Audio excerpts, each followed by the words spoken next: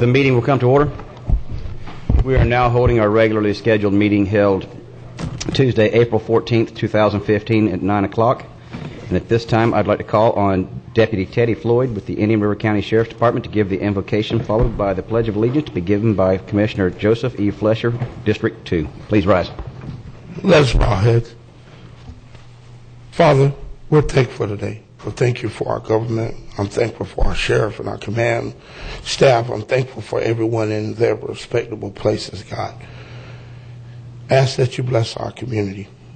Look over our country. Protect the lives of all of us that wear the shields. And God, we take our families. God, we ask that you give them wisdom and understanding and let us do the things that is right and pleasing in your eyesight. And when it's over, God, we give you the praise. Let us say, Amen. Amen. Please join with me in the Pledge of Allegiance to the greatest nation on earth. I pledge allegiance to the flag of the United States of America and to the republic for which it stands, one nation, under God, indivisible, with liberty and justice for all. Thank you, Deputy Floyd, and thank you, Commissioner Flesher. At this time, Commissioners, do we have any additions, modifications to the agenda? Mr. Chairman, I'd like to add one item. Late yesterday, we got a action alert from the Florida Association of Counties asking for a resolution to cap our Medicaid increase at 3%. I'd like to add that under my items. Well, okay. And then any objections? Yeah. No objections to that. Okay. So I'd like to move my item, which is related to the Joint Legislative Audit Committee meeting of March 30th, to right after C5C, which is Mr. Herron's presentation on the same meeting. What was amended? Well, I'd like to add, if we could, Commissioners, just another update on the fire stations and where we are with the ordering of the temporary facilities, if that's okay. Yes. There's been some movement on that, and I'd like to just bring the public aware of it. And I also had the opportunity to talk to the county administrator about it and the fire chief. So You want to add that under special districts, emergency services district? Or? Let's do that. That would be more appropriate. Okay. Okay, as you know, emergency items require unanimous approval in order for them to be implemented. I'll entertain a motion for the orders of the day. As amended. Second. Got a motion from Commissioner Flesher to approve the orders of the day, and a second from Commissioner Solari. If there's no further discussion, we'll proceed to vote. All those in favor say aye. Aye. All opposed, nay. Motion passes unanimously. All right, that moves us to the proclamations and presentations, and we have a proclamation designating the week of April 12th through April 18th, 2015 as National Public Safety Telecommunications Week. And this will be presented by Commissioner Flesher to Sheriff Lohr, Major Smith, and Sandy Fox, and other dispatch individuals, as I understand it. And welcome. Welcome.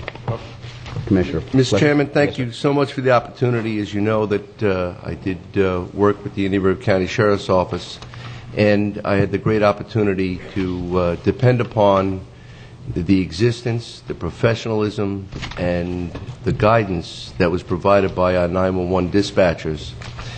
It's a very unique environment when people are calling on the telephone, seeking help, and they're waiting for that uniform.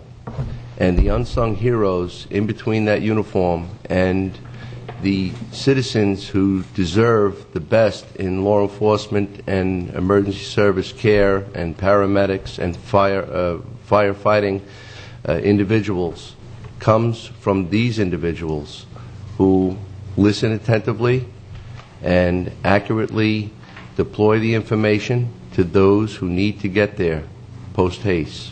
So I want to thank you for the opportunity of presenting this. I personally had probably have enough stories to carry us through 3 o'clock today, but I understand we all have agendas and schedules. So without further ado, I'll present the proclamation. Proclamation designating the week of April 12th through April 18th as National Public Safety Telecommunications Week. Whereas emergencies occur at any time that require police, fire, or emergency medical services. And when an emergency occurs, the prompt response of police officers, firefighters, and paramedics is critical to the protection of life and preservation of property. Whereas the safety of our police officers and firefighters is dependent upon the quality and accuracy of information obtained from citizens who telephone the Indian River County Sheriff's Office Dispatch Center. And whereas public safety dispatchers are the first and most critical contact our citizens have with emergency services. Whereas public safety dispatchers are a vital link of our police officers and firefighters by monitoring their activities and providing them with information and ensuring their safety. Whereas public safety dispatchers of the Indian River County Sheriff's Office have contributed substantially to the apprehension of criminals, suppression of crime, and the treatment of patients.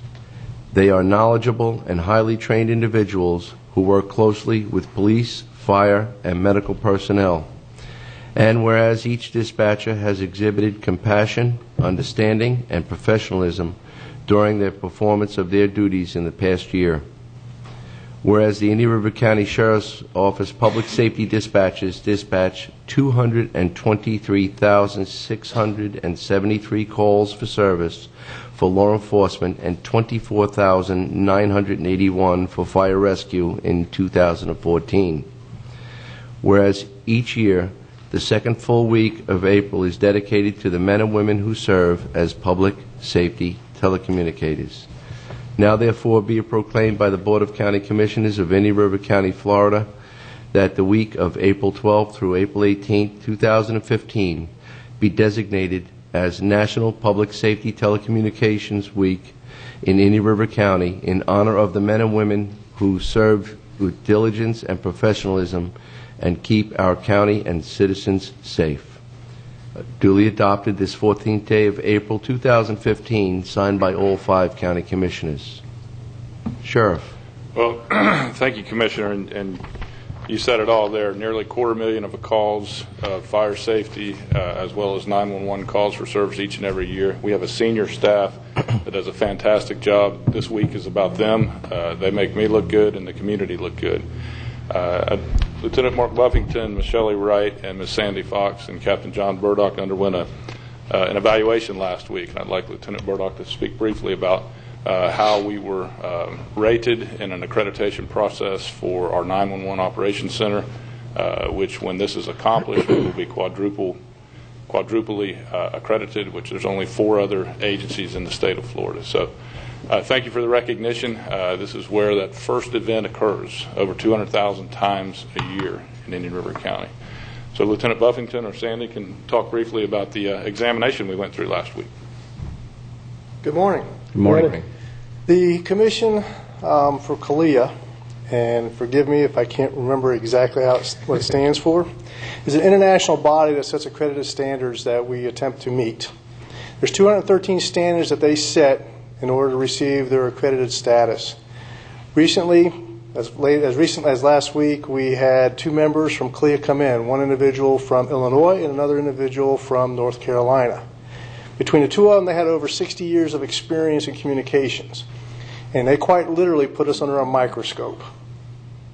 So currently we are waiting to hear from the commission with CALEA to receive accredited status.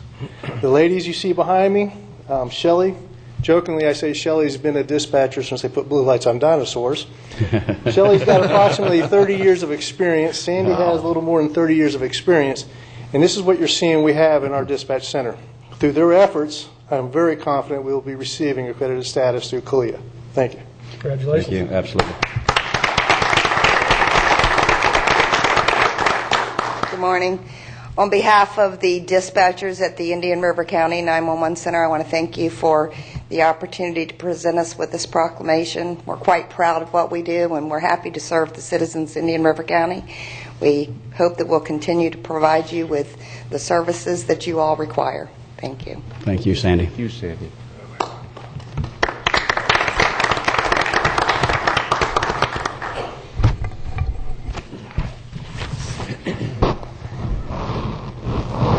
Nice to see you again.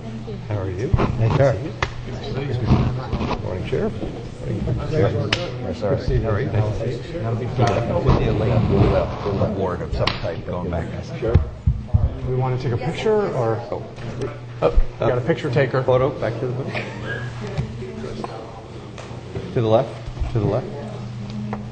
To the left.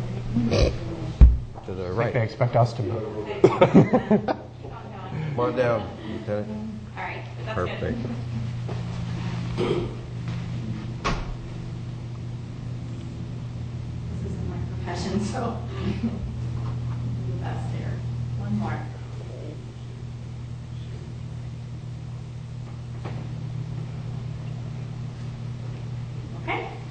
Thank you. Yeah, isn't that the truth? Yeah. 3 blocks away. Thank you once again. All right. That moves us to Proclamation B, which is a presentation of a proposed museum area by Old Vero Ice Age Site Committee board members, Mr. Bill Alfurio and Dan Jacobs. Welcome. And if I messed up somebody's last name, it's Alfurio. Is that pretty close?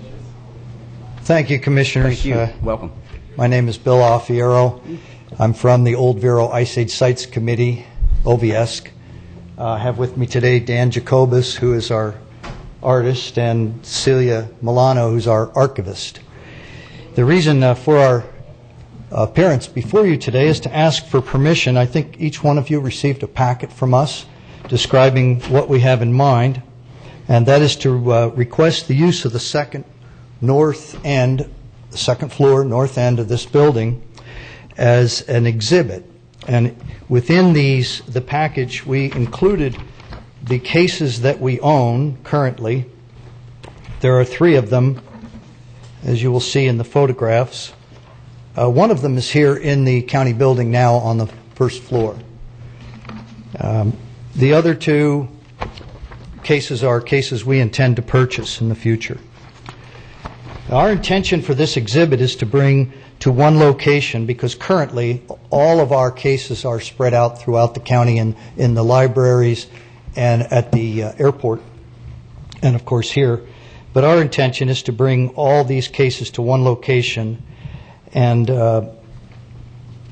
additional Ice Age fossils, bones, and artifacts from the past 100 years are now within our reach. And we intend to display those as well. These items came from Vero and some from Gifford. The ones we're going to display came from Vero. The idea is to expand the education to the schools and the people of Vero and Indian River County as to what happened on the site that we're excavating currently, as well as the old fossilized bones and the things that we already possess. We hope to be able to, in the very near future, display in our exhibit some of the things that have been found through our excavation that is currently going on. So basically that's what we're asking for, to be able to use that space. You have any questions? I think it's a great idea. Absolutely. I think that it's appropriate. We'd like to see the space utilized, and then people have the opportunity to come in and see a building that they've paid for and put it to good use like that. In fact, Commissioners, we'll get a motion. I'll make that motion. I got a motion from Commissioner Flesher, and I'll second that to direct staff to work with the committee to making this come to fruition. Commissioner Solari. I just have one question. I think it's a great idea. It's a great use of space, but how long did you have in mind to use it? Sir, our ultimate goal is to have a museum, and that's a 10-year project the way we see it. Yeah, I don't think that we can tie up the space for 10 years, though. If at any point in time there needs to be a use of that space, we just need to be told that it's time to go. I mean, one of the things, the great things about that area up there, and even some of the first floors, that it's available to a lot of people over time. Mm-hmm. So, I mean, I'm good for a year or so, but I think any more than that, it takes on an idea of permanency, which excludes others from using the area. Absolutely. So, and maybe after a year we can go a little longer, but I would be more comfortable if the motion had at least an initial 1-year time frame. And then can we come to you and ask you, or to for another Mr. one, Baird to ask if we can continue? Yeah, and I'd be happy to just give it the administrator authority to do a second year after the first year's up, so you don't have to take the time to come before us. So 1 year with a 1 year option to renew, if you will. And sure. then, of course, after that, we could take it on a case. We clearly want it, and I kind of see Commissioner Solari's point, but also... And most probably, we can have other exhibits up there with yours at the same time. That's what I was fixing to say, have a synergistic effect of it. Yes. Right. Well, we had intended to ask Harbor Branch Oceanographic Institute, who now has an ancient DNA lab down there that is working with us to analyze some of the things that are coming out of this site, them and the state, who analyzes the DNA of soils, to have a small section there. And with this, no doubt, the public will see that and say, hey, this is a great idea, we'd like to use it. Yeah. So I think that that's fair. Yeah, I think, We would love that. it's That's- great, so. It's acceptable. We appreciate your efforts and Thank look you. forward to having the exhibit upstairs. Thank you. It'd be nice to have something older than me upstairs. So when you go to the cooler and get a glass of water, you'll be able to gather around and discuss the past. Yeah, y'all have done a phenomenal job, really, in bringing some recognition to this, as well as, it raises, in my opinion, the status of this community in as far as a historical, archaeological site, and without your efforts, clearly that would have gone overlooked. Thank you. That's our goal. Mr. Chairman, I'm happy to adjust the motion with that understanding. You could probably have great belief that it will be renewed. I was anticipating just seeing your progression over the past couple of years, that you've put out some displays, that you now want to get it to a centralized location, and I anticipate that you'll have your museum probably quicker than those 10 years. Well, I hope so. You've really been moving with this project, and great belief in it. I think it has tremendous cultural and historical value, and I do believe that you'll be moving a little quicker than even you anticipate. So happy to see it accommodated right here in the People's Building. Thank you very much. We've got a motion on the floor and a second. And Dylan, you clear on this? Yes, they will be housing this exhibit upstairs for a year with the ability of them to have a 1-year option. Just a quick question. I know this is being very formulaic, but would you like some sort of me to work on just a very, very simple agreement with the Vero folks and bring it back, or are you comfortable with where we are? What I'd like to do is, kind of in the back of my mind, is some kind of a hold harmless. Yeah, and because I don't know. I mean, God forbid, the window gets something happened or something. Just basically allow them to use it. Let's not make it too formal, but at the same time, give us the protection that I think that both sides would like to have. I think that sounds perfect. I'll be happy to work with the county administrator on that. Certainly, sir, if you've got a business card or a phone number we can contact you with, I'd be happy to reach out to you and work with you on that. Okay. I think also that we do have currently over $1 million in liability. I think that we can have that extended to our exhibit. I'll look into that from our insurance provider. Perfect. And feel free to reach out to me, Dylan Reingold, at the county attorney's office. Thank you very much. And there's also an understanding that over the year we probably have, customarily, Joe, you can help me on this, about 6 displays out there in artwork, and they do hang along the walls as well, so we do get other activity, and that would not compete with your display, but it would also enhance the presence as well. But there is about half a dozen art displays that happen throughout the year there as well on the wall. We feel that the more people, that's why we were hoping to have this all located in one place, the more people that see this become aware of what is really going on here. The more that the word gets out, we depend on donations. And with this, that's going to increase that possibility. So thank you. Yeah, we constantly also work with the Cultural Council all year around, putting exhibits in here as well. So, and it's I think it's a good match to have this here too. Okay, we've got a motion on the floor with a second. If there's any further discussion, we'll proceed to vote. All those in favor say aye. Aye. All opposed, nay. Motion passes unanimously. Congratulations and thank you very much. Thank you. Yes, sir. That moves us to proclamations and presentation C on the Joint Legislative Audit Committee meeting of March 30th, 2015 by Mr. Glenn Herron. Glenn, welcome. And Commissioner Solari, you wanted your item Right after this, correct? Okay. Thank you. Yes, sir. Thank you. Thank you, Chairman. Thank you for the time to address you today. Thank you. My name is Glenn Herron, and I live at 1964 Gray Falcon Circle, for the public record. What I wanted to do, and we'll get right into it, is talk about really 3 things today. It's obviously this is all about the sale of Vero Beach Electric to FP&L. First, I'd like to remind the community and the public as to why we're selling and what the delay is in the sale. Second would be an update on the state legislature regarding the recent audit of the FMPA. And third, most importantly, why FMPA valuation is essential to public transparency and understanding FMPA exit costs. Why are we selling? For anybody who's forgotten, it's because Vero Beach Electric cannot compete with FP&L. Vero Beach electric rates today are currently 27% higher than FP&L, and on May 1st, they will go to 31% higher. We lose $20 million a year because of those rates, and that's because Vero cannot compete with FP&L. And importantly, the electric business is not an essential service of government, and it is creating unnecessary bureaucracy. The public has already voted to sell to FP&L. The first opportunity was a referendum to lease the power plant to FP&L in fall of 2011. The Vero Beach voters, which are the inside ratepayers, voted 66% in favor of that referendum. In spring 2013, they got an opportunity to vote on the sale to FP&L, and that was 64% in favor of selling, again, inside customers, Vero Beach voters. And also, at that same period of time, there was a customer survey of all the ratepayers, all 33,000 of the City of Vero Beach Electric customers, to sell to FP&L, and that was overwhelming, 84% in favor of selling. What is the delay? Well, obviously it's the FMPA. It's a government bureaucracy that Vero Beach helped create over 30 years ago. And Vero Beach must sell or otherwise dispose of its FMPA entitlement assets in order to sell to FP&L. So what has the public learned about the FMPA recently? Well, this is a map of the FMPA, and it shows the 20 member cities that actually own generation assets in the state of Florida. You can see they're spread out, quite diverse in Florida.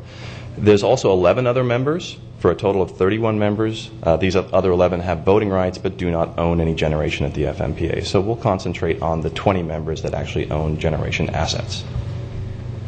The state auditor, the Auditor General of the state of Florida, recently did an audit of the FMPA, which this body is certainly well aware of. And there were a number of things that have come out of that. One, the operational audit by the State Auditor General revealed many issues, including hundreds of millions of dollars lost in unusual hedging and interest rate swap practices. There were certainly questionable executive and employment perks.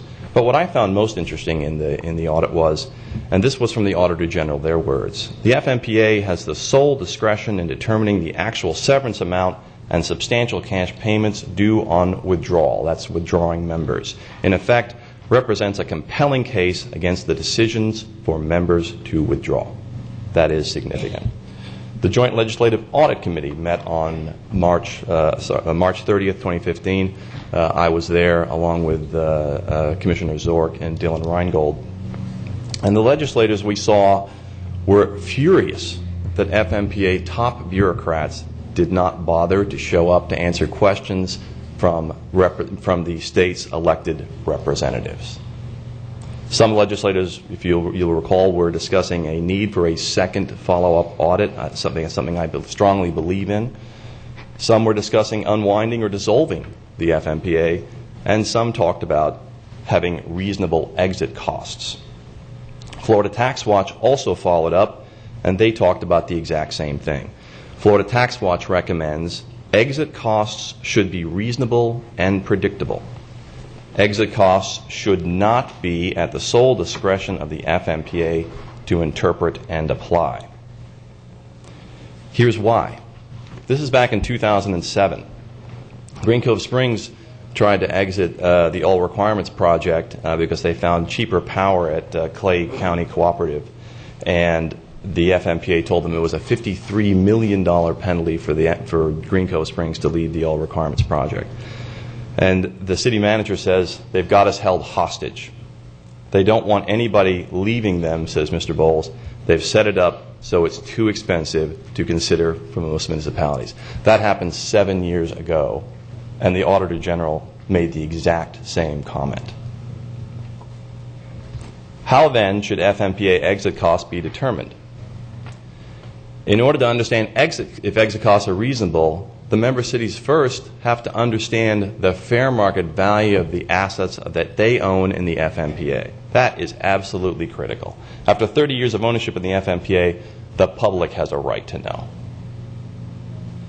What I'm showing you here, and I'm not going to get into a lot of detail here, but this is a list of all of the generation assets that we know of in the FMPA. And it starts out with St. Lucie in blue, and then you have the Stanton projects and Tri-City, and then the All Requirements projects. And what I'm doing there is I'm showing you all the the megawatts that they own in the various different generation assets throughout the state of Florida. And we can spend more time on this if you've got any questions on that, but I'm going to move to the next slide. Will it summarize what that means? Well, this is their generation assets. If you looked at their balance sheet, you would find this is the cost. If you look at their balance sheet of the FMPA, you'll find the cost that they bought all these generation assets for. So this is their significant productive asset. These are the generation assets. Tell me which line to look at. Oh, the top one here is the St. Lucie. I'll just do the first one. Do you see St. Lucie at the top there? Yes. Yeah. You see St. Lucie, it says FPL is the owner. The operator is FP&L. It was built in 1983. It's a nuclear asset, and it's 984 megawatts of power. And the FMPA owns 8.8% of that, which is 87 megawatts. All right, I see what you're saying now. Okay. So line by line, you can go down and you can see all the different generation that they own. And that's significant because we're going to use these megawatts to value the FMPA generation. Working it backwards. Yeah. Yep. Okay.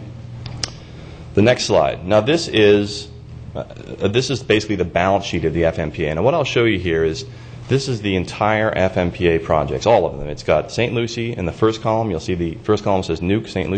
Lucie. That's their St. Lucie project. Then there's Stanton 1, Stanton 2, Tri-City, and the All Requirements projects, all 5 projects. So let's just focus on the first line. It says Nuke St. Lucie. Again, the owner is FP&L. Built in 1983, 984 megawatts is the amount of megawatts at that plant that FP&L owns. FMPA owns 8.8% of that, which is 87 megawatts. What I'm going to show you here is this is basically a worst-case scenario. What would the value of the FMPA be if the generation assets, all the generation assets they own were worthless, that there was no market value for it, there was no productive place to send the electricity to, that nobody wanted this power, it was absolutely worthless. Basically, you're going to mothball the plant. Like Vero Beach Electric. Yeah, exactly. That there was no productive use for it, you're simply just going to mothball it and be done with it. In this particular case, the fair market value in yellow is 0. There's nothing you can do with it. But that's not all the FMPA owns. That's not the entire substance of the FMPA's projects. If you look at the balance sheet of the FMPA, you will see that it have $248 million of cash, another $103 million of other investments and other assets. Now, that has to be added to it. We own that. We have a share of that. Then subtract from that the liabilities that the FMPA has, $342 million at St. Lucie, and another $98 million in other liabilities, which is mostly decommissioning costs. So if the assets were worthless, the FMPA on St. Lucie would be negative $90 million if they were worthless, if you could assume that nuclear power is worthless. So Vero's share of that, at the very bottom, says $13 million. That would be Vero's negative share. So this, again, I believe is a kind of absurd worst-case scenario. And what I want to show you is basically a range of value, that this is probably the worst that the FMPA could be. If you add up all their projects, coal, the Tri-City, All Requirements project, the FMPA would be underwater by the tune of $1.1 billion. Vero Beach would be underwater on their share of that by $41 million. So let me stop there for a second. Vero Beach would be underwater by $41 million. And this is a pretty worst-case scenario. Do you remember last spring when FP&L and the FMPA had made a proposal for $52 million? And FP&L was going to pay $26 million. The ratepayers were going to pay the other $26 million as a surcharge. Had they done that deal, because we're losing $20 million each and every year, we would now be done. We would now be on FP&L rates. We would have gotten FP&L rates a year ago. We would have added the $26 million, which is essentially what we're losing with Vero rates today. So essentially we'd be paying Vero Beach rates for another year, and then we'd be done. We would be now on FP&L rates, and this issue would be over. I wouldn't be standing here before you today. So $41 million. Where did $52 million come from? So again, that goes back to the other comment that these exit costs are solely determined by the FMPA and are somewhat capricious and arbitrary. So if the worst case scenario is $41 million, that gives you a background of understanding of where did $52 million come from? So surely the generation assets are not worthless. This is kind of an absurd argument. Let's take a look at some recent sales. Now, what I'm showing you here, and I've included in the backup, there are 8 recent articles of sales of generation plants in the United States in the last 18 months. And the very first one you'll see up there is December 13th, December 2013 gas. It was a sale by Mintex Power sold a power plant in Texas. They sold it for $625 million for 1,050 megawatts of power. Now, you convert that into kilowatts, it means that they sold the gas plant for $595 per kilowatt of capacity. That's what that first column is. And the next columns are a series of other sales, different sales. Another gas plant sold for $449. Here's another, August 14th, the one in kind of pink there, $543 for a combination of gas and coal assets. There's another one in August 2014 that was announced, $456 per kilowatt for gas and coal assets. There's an interesting one on December 14th, down the bottom there, on the bottom left. It was a fractional share in a power plant that was sold for $62 per kilowatt. That's a coal plant. So that kind of gives you an idea of how bad coal can be and how worthless coal could be. And that was a fractional interest. The one on December 14th is kind of interesting. The seller says NCEMPA in North Carolina. That is the North Carolina East Municipal Power Agency. That should ring a bell because that is basically the FMPA of North Carolina.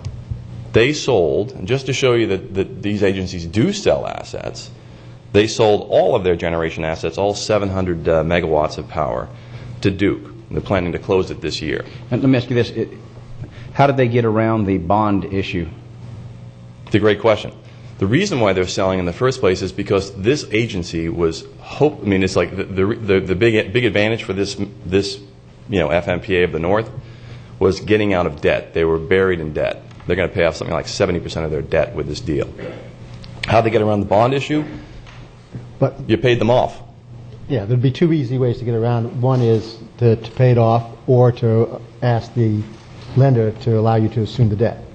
And if it was somebody like Duke, who probably has a much better credit rating than the authority, the bond holder would probably be very happy to allow Duke to assume the debt. Interesting. Okay. I think it's something you guys defease bonds too. I thought the trouble with that was they would lose their tax-exempt status. But if you pay them off or assume Well, paying them off, yeah, but if you, just because you allow Duke to assume it, you may lose your tax-exempt status. The assumption would be a refinancing through private mechanisms versus it being the bonds, right?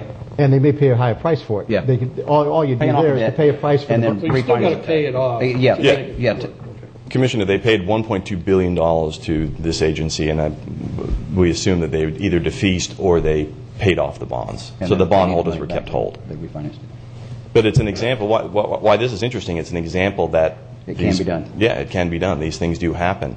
And you're not just in these permanent agreements. The other interesting thing about this particular case was Duke was the one that bought the power. It then, in turn, sold the power back to the 32 member cities through this agency. Now, I wouldn't recommend this for us, but what's interesting was that it was a 30-year agreement.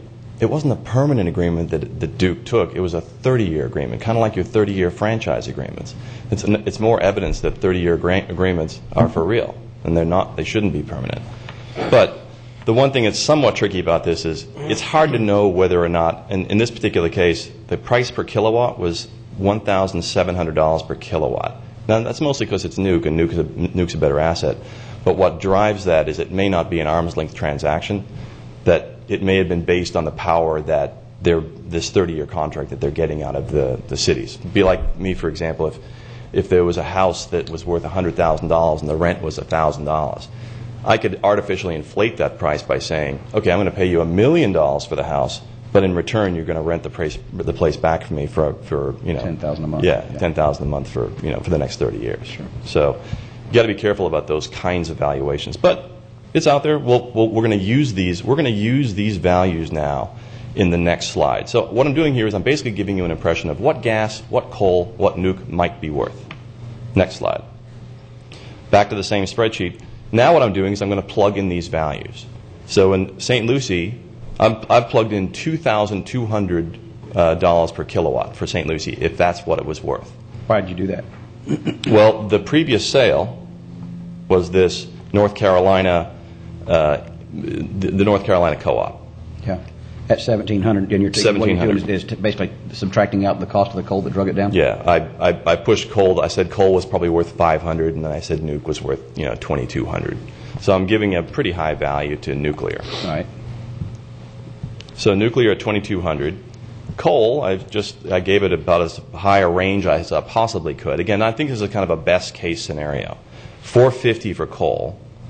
And 600, see in the ARP it says $555 per kilowatt. That's $600 for gas and $50 for their oil plants. So at the end of the day, we sum all that up. We add the cash, we add the other investments, we subtract off the debt, and what's the FMPA worth? Still almost negative $100 million. Glenn, just real quick, on the ones that were non-nuclear, whenever you came up with the value of those, if they were all coal, did you just take all the coal electric plant transactions, average them together, including that $16, $165? Yeah. Yeah. Oh, no, I'm sorry. The 450. No, in this particular case, on this particular scenario. Uh-huh. Yeah. This one. Here's the coal plant down there on December 14th for $62. I didn't. Thanks. You think that's an outlier? This one right here. Yeah. I didn't. I just. That's a really low value. It may be the right value. But what I'm doing is I'm picking values up here like gas and coal of 450, and here's another one down here for 450 that's gas and coal. I'm picking basically the highest value that I could imagine for coal. I'm trying to give the FMPA the benefit of the doubt and saying this is probably their most aggressive value. Okay, and just real quick then, on the ones that the FMPA has here in the state of Florida, how many of them are strictly coal? That's right here. Stanton, if you look up here, Stanton 1 is coal. It's owned by the OUC. It was built in 1987 and it's 441 megawatts. The FMPA owns 65 megawatts of that share. That's 100% coal. Stanton 2 is 100% coal. If you look down the bottom here, if you want to see what the FMPA's fuel mix is, here it is, down the bottom, FMPA fuel mix.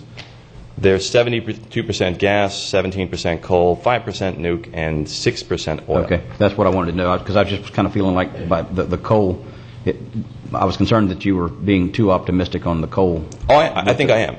I think I am, Commissioner. Yeah, but I think that's intentional to show you went from a zero value to the highest value, and somewhere in between those two numbers would be... Yeah. I'm trying to give you a range of what the worst case scenario could be to what the best case scenario. I was worried about the coal being overweighted, I guess. And I think you are correct. Yeah, that's accurate. So let me go back to this. So again, this is probably the best case scenario, and the FMPA as a whole is still underwater. What's interesting here is that if nuclear power was really that expensive, here, Vero Beach, if you look down the bottom, Vero Beach would actually be in the black on their FMPA assets. Because of the volume of the nuclear power That's plant. right. Because we have a big, and I don't know, I'm guessing that nuclear is not that, you're not going to be able to get that price for nuclear, but maybe you could. This is why this is so important, because if you're going to be talking about exit costs and getting out of the FMPA, you better know what your assets are worth. But it's clearly not $52 million negative, which is what they ask for compensation. Right. You can't get to their number using either extreme scenario. Right. Commissioner Zork, you're right, and that's why I talked about that. I don't know where the $52 million came from. But again, the Auditor General talks about it here. It says, exit costs should not be the sole discretion of the FMPA to interpret or apply. The FMPA has in the Auditor General notes, the FMPA has the sole discretion in determining actual severance amounts and substantial cash payments due in withdrawal, in effect representing a compelling case for members not to withdraw. They make it cost prohibitive to do so. And again, that's why valuation is so important. So you have to have a backdrop to understanding what your exit costs are. So, now, maybe I'm wrong. Maybe FMPA has values north of what I'm suggesting here, and they are all in the black, and there's no negative positions. Okay, so let's take that highest possible example. Why then would you pay an exit cost to leave the FMPA if you had equity in your positions? Why should a member be stripped of its 30-year investment in the FMPA and pay a penalty if you have equity in these positions? If other members were to exit the FMPA, who ultimately would receive all of the assets and all of the penalty proceeds? Would it be the last city standing? And I think the answer would be yes, if that were the case. So what I'm suggesting here is you need to value the assets in order to have an understanding of the penalty. And as we noted, and we recommended last year that they take that penalty last year of $52 million because we would be done now. We would now have FP&L rates with no surcharge. And Glenn, just kind of maybe summarize why that wasn't done, because I think you and I were both at that same city meeting when that opportunity to move that forward came up, and City Council took no action. It was my recollection, and I believe the FMPA took it off the table at that point. Right. So we'd have to go back and look at the public records on that one to be certain, but that was my recollection. And with that decision, how does that conflict with the two referendums that the city residents, the city voters, the city folks, they have two referendums, and I guess the language on those was giving permission to sell. Correct. Yeah, the final one was, under the conditions of the contract that they would sell, on a deal substantially similar to what was on the table. So the city council is not carrying forward the wishes of the referendum outcome of either of those. And, does there need to be a third referendum that is more specific, more clear? We want X, Y, and Z, to take place. But I don't believe the city council is the only one that can initiate a referendum language on a ballot to go forward during one of their elections. I doubt and that. If they don't have a charter like they can have a citizen-initiated referendum? I'm sure they do. I mean, that's what charter's all about. That would be great if they... But I think there's maybe a simpler path, and that would be there's a contract still on the table, and it's good until 2016. Yes. And this whole issue is about getting out of the FMPA. You've got to be able to leave the FMPA in a manner that is reasonable and equitable. And I'll mention that in this last slide here. But if you had a willing city council that was going to actively seek, an exit to the FMPA, as opposed to saying yes, we're for the sale, and we'd like to see the sale. Yeah, what I'd like to see is some action to and I went before them last week and asked them if they would put a resolution forth to have a second audit of the FMPA in which you actually look at the valuation, so they would have an understanding of the exit cost of the FMPA. They took no action on that, with the exception of Pilar Turner. So, yeah, it'd be helpful if you had an active council that was willing to take on these difficult issues with the FMPA. Yeah. So transparency, transparent, fair, and equitable. Member cities ought to have a right to know what their 30-year investment in the FMPA is worth. Member cities ought to book the FMPA's equity at fair market value on the member cities' CAFRs, so the public there would be better informed. Right now, if you looked at the audit of the FMPA, it says zero equity, year after year after year. The public basically has no idea what these assets are worth. Wow. So after the FMPA should, and this is ultimately where we go with valuation and exit costs. The FMPA should sell existing members' assets outside of the FMPA, much like the North Carolina company did. Such a sale should not harm members who wish to remain with the FMPA, as the remaining FMPA's assets, those members' assets would remain intact, so you wouldn't be harming them. Nor would you want to harm the bondholders. You want to make certain they get paid off. But such a sale of exiting members' assets outside of the agency would be fair to everybody. Bondholders, member cities wishing to stay at the FMPA, and the public who wishes to leave the FMPA. So with that, I thank you and happy to entertain any discussion or questions and next steps. Yes, sir. Glenn, In looking at this, and as all of your presentations, you've always prided yourself in saying, okay, here it is to anybody that wishes to poke holes all in this. Yes. And I'm not saying that they can or can't in this one. This was new. But I'm assuming that you're going to put this out there to that level, that standard, and say, please, find errors in this, find where I'm missing something here, and correct me. You are absolutely correct, Commissioner Davis. Included in your packet today is the actual spreadsheets, open to anybody who wants to play with them or seek fault or add comments. I mean, that's the purpose of public discussion. That's what we, years ago, I remember coming before this body and saying, throw as many spears and shoot as many arrows at me as you want. I mean, it's really important for the public to understand this stuff. And is there a way for somebody that wishes to do so, as far as going back and finding the sources of the sale that you used, as far as gathering that information? Yes, sir. Is it available in the backup? Can you pull that up?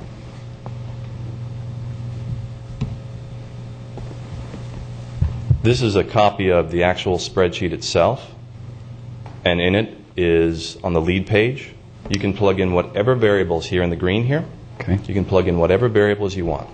Okay. You can, and it'll give you a valuation. It shows the generation that they own. I invite anybody to see if there's generation that we missed. We didn't know this is based on the best public information that we have. If there's other things out there that have additional assets, we'd certainly want to know about that. This comes straight off the CAFRs of the FMPA, so I don't think there's going to be much there. And you can go through. You can actually show what the negative amounts would be by member city. It goes all the way through that.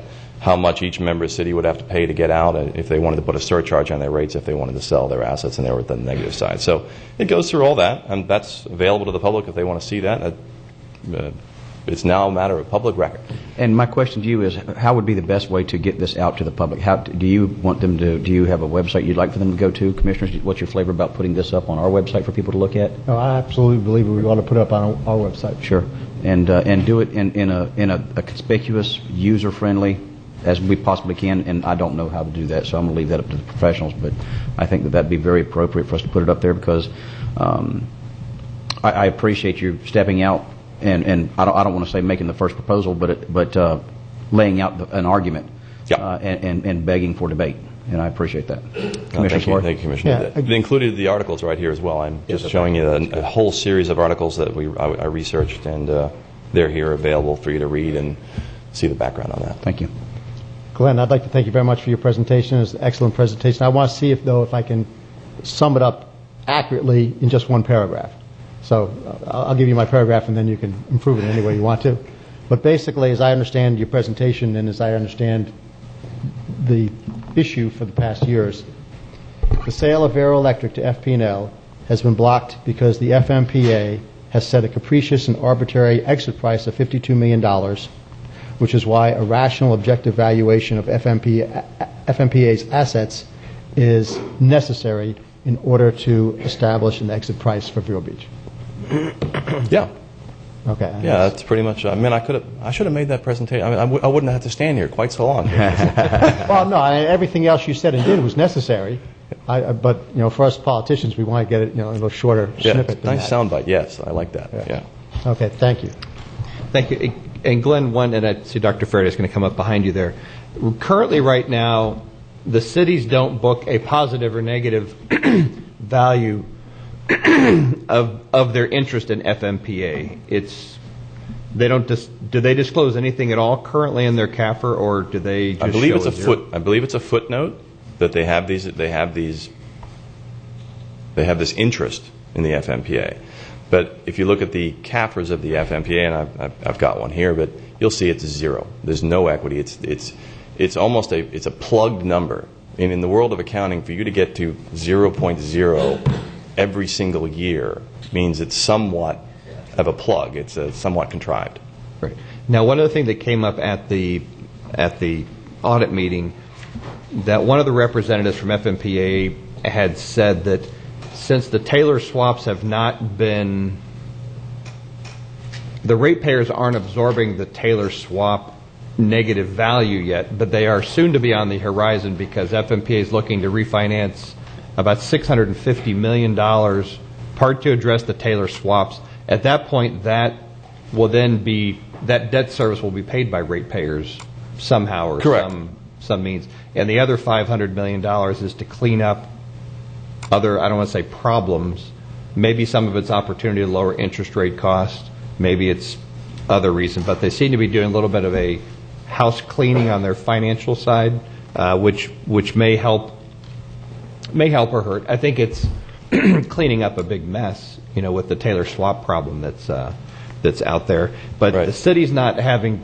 Now, I think if each of those member cities saw a line item coming up with an acceptable formula that somebody says, using a formula that takes the variables that, let's say, take Gainesville or another city, that if they had a line item of a negative $100 million or plus $100 million, that would be a very important item for those cities to disclose. Right now, it's phantom. There's nothing that's you would want to be able to market the assets that you have on a and update them on an annual basis. So that's your stated values that you use for whatever purposes, for the cities to disclose, or for a member that wants to exit or buy somebody else's shares. Or it's a very important quantity to know, and then to be able to update it annually, so it's always.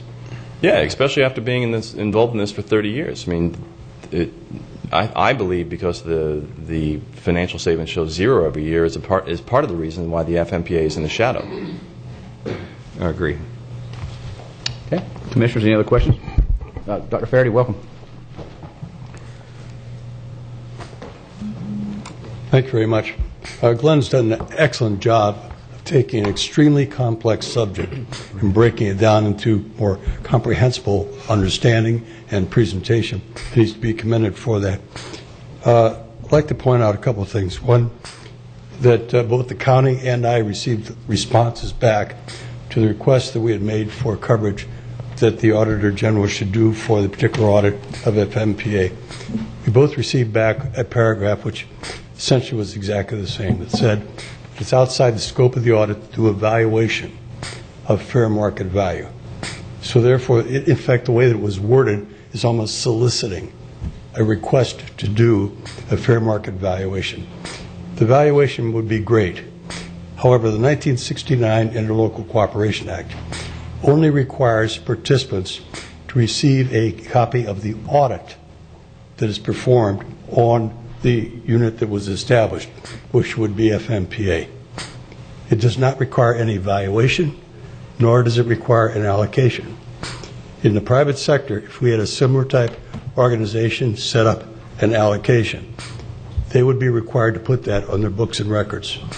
We have contacted GASB, which is the Government Accounting Standard Board in Washington, D.C., and we spoke with them. They have a project on the books right now to do a similar type approach with regard to the municipal accounting and to require it. There is no requirement that that the allocation be posted to the books and records of the cities. Therefore, you take this in conjunction with 93% of the FMPA board not being elected officials, and you've got ignorance of the taxpayer as to the potential liability. Wow.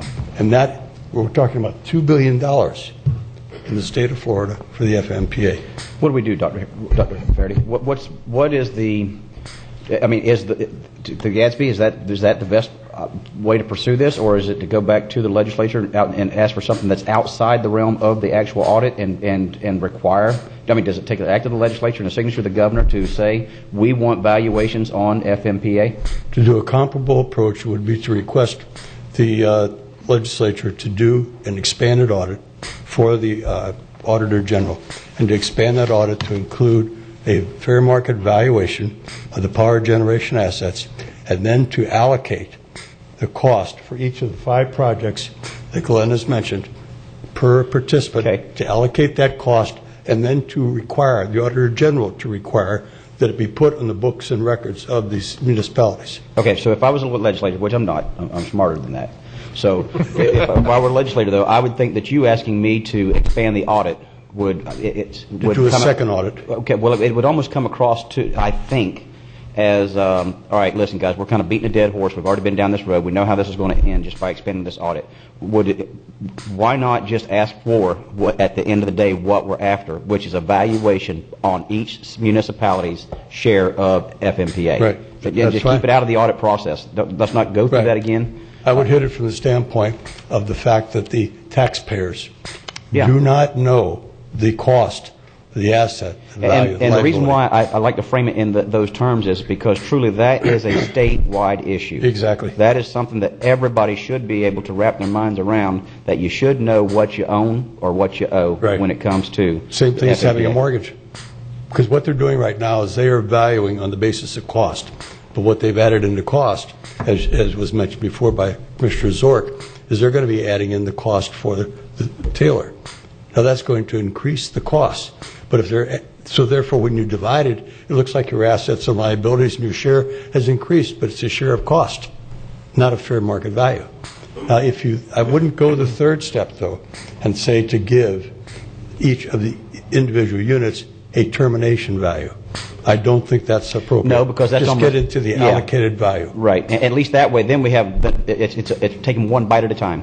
Yes. Then let the elected officials make the determination based upon that knowledge of whether they want to stay in FMPA, leave FMPA, or whatever they want to do. But also, I think it's also important that there be something viewed as to whether or not there's the requirements for constitutional officers being on the board is being met in the 1969 Interlocal Cooperation Act. Was there a defined number or percentage? No, it just says they have to be constitutional officers. And the authority cannot be delegated, which to me would mean that you can't have a utility director, you can't have a city manager sitting on that board. Well, let me ask you this. The way you need to be careful to make sure that, because if the utility director gets its, if it comes from some articles of incorporation, and then he's not elected.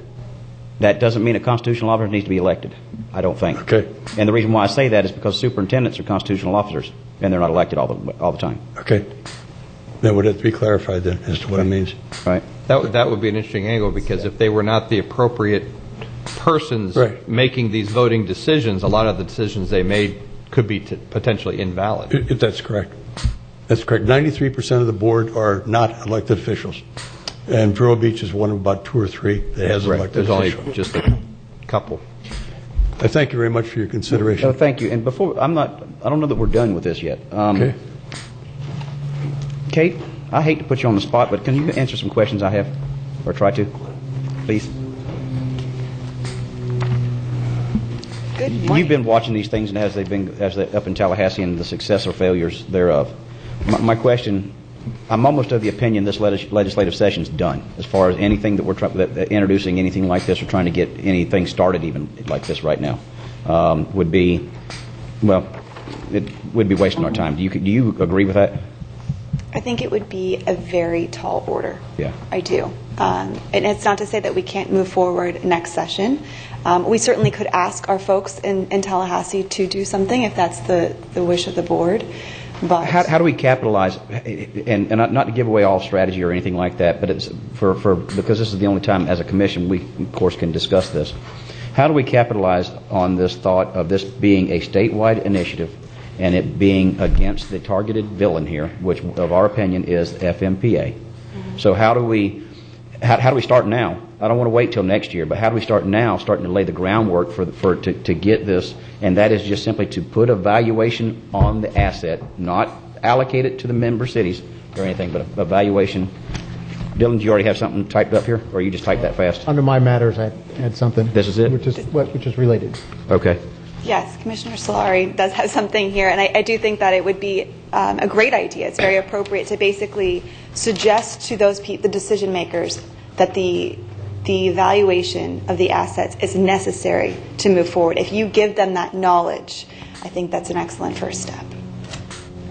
So you're guiding them. Does that make sense? Yes, it does. And my question is, though, I'm going to relate this back to the fire stations. I don't want to wait. I don't want to wait till next year. But at the same time, I don't want to waste money if we're going to be wasting money by starting right now. So I guess I'm really asking probably your professional opinion as far as you walk in the halls up there. Is there any way that we should start laying the groundwork for this as much as we possibly can to capitalize as much momentum as we can, if there is momentum right now, so that it'll be top of mind legislation for next year going directly into session? My professional opinion is that we're in a very good position right now. The FMPA, we didn't have to do much of anything except for sit back and watch. The FMPA implode at this meeting. Run around like like a sprayed roach. Yes, and so Commissioner Solari's letter that I believe he just handed out, I think this is an excellent first step for laying the groundwork to continue that momentum of, hey, this is your guidance. This is what you need to do next. We'll go into summer. We're going to create a strategy, and we will continue next session. Okay. Thank you, Kate. Mr. Chair. Go ahead, Commissioner O'Brien. I just want to add, last 2 weeks ago when I was in Tallahassee, I did work with our lobbying team, and I came away very, very impressed with them. These guys are very smart. They have a very clear-cut strategy to achieve things for us. And then keep in mind, session will start early next year. It's going to be January, February. So committee weeks will actually be starting probably September or October maybe. Right here. And so it's not that far away. Right. But I would think that if we have a clear outcome, we allow Kate to convey it to our lobby team. And I'm pretty confident that they're going to be able to put the pieces together to get what we need. So let me, along those lines, and to continuing this then, instead of just fighting this as our own with a statewide initiative, how many of these member cities do you think that we could get on board to give, and I haven't read Commissioner Solari's presentation here, or what he's written, but I think it's always well done, so I imagine it will be supported, but how many of them do you think we can get representatives from those communities to sign something like this? I mean, are there some members of FMPA that just say, you know what, we are tickled to death not knowing what we own and how much we owe?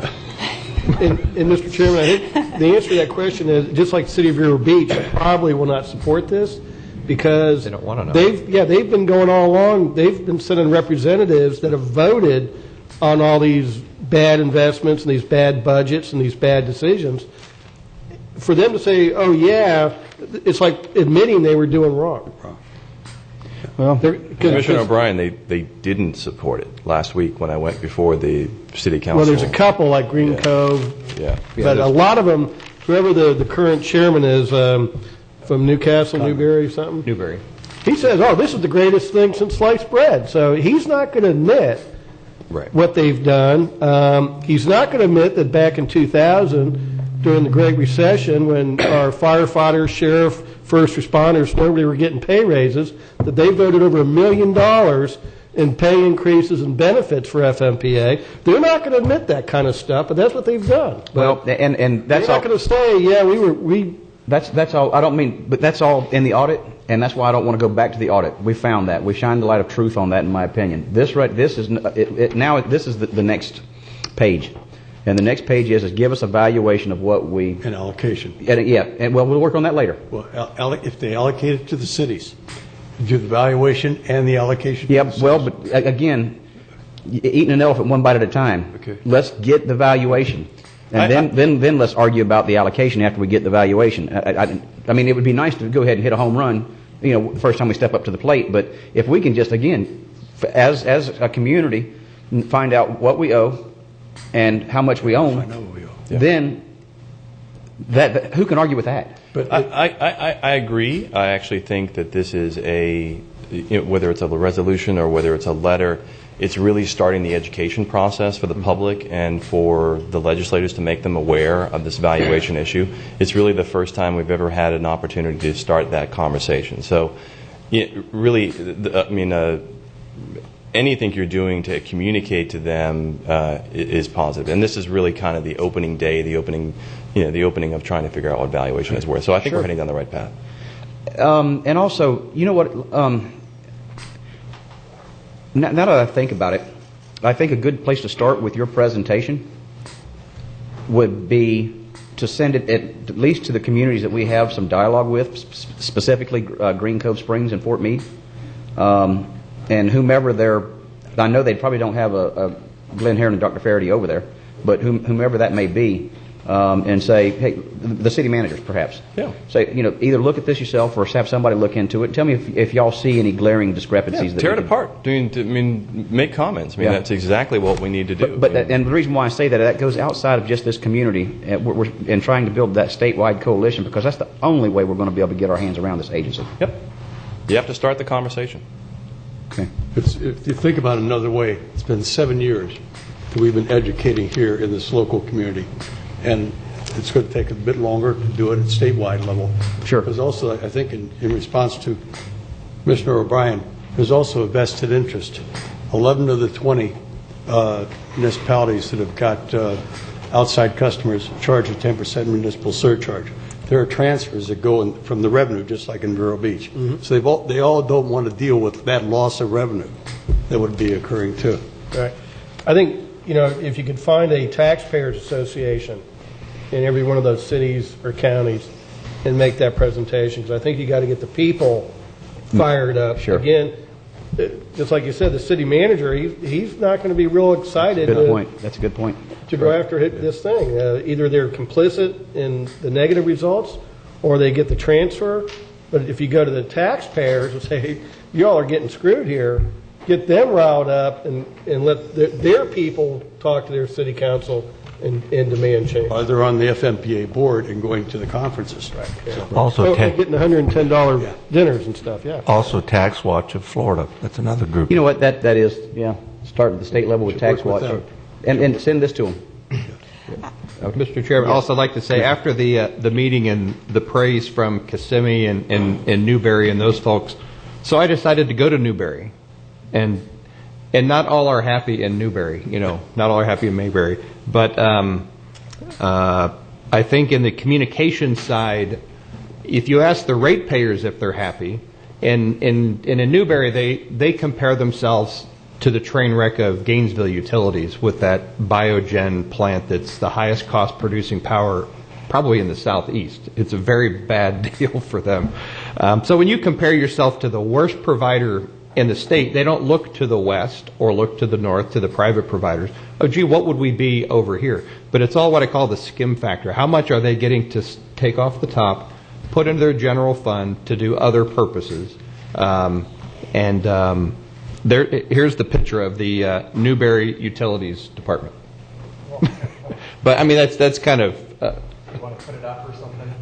I don't know if I don't know if Scott could. It's just sort of. It's a 20-foot wide little storefront with one door, and it has the utility director's name on it. If you need electric, it tells you where to call. It's. But all are not happy in Newberry, and my guess is not all happy in Kissimmee. We had a prior school board member from Osceola County that spoke there, and they're not happy. But to get those people fired up and to communicate to the committee that they had a select few that came up and said how great everything is, but when you talk to some of the businesses in Newberry, and I walked a few doors, they would appreciate lower competitive rates. Yeah, again, it's part of the education process. If you just don't know what your opportunities are, exactly. How can you possibly make an educated decision? So if there were other municipalities, maybe they want to stay as a municipality. Maybe they like paying really high rates and skimming stuff off the top. But at least they should know what their opportunities are. If you just don't know, well, then you can't make an educated decision. Right. Okay. You should absolutely know what your generation assets are worth. Right. Okay, I tell you what. Thank you very much. Thank you, and let's go into Bob's issue right now. Then, if Bob, go ahead. Thank you, Mr. Chairman. Not that you have issues, but what I would like to ask the board today if they'd like to send a letter to the chairman of the Joint Legislative Auditing Committee and CCing all JLAC members, and basically the letter is supportive of what they've done and suggests that Indian River County would be supportive of a couple follow-up items. What you've got before is a draft of a letter. It needs a couple edits, but the first paragraph just simply thanks the JLAC committee for what they've done. The second paragraph basically refers to a question that Senator Simpson asked at the JLAC hearing, asking why FMPA would not simply set an exit price.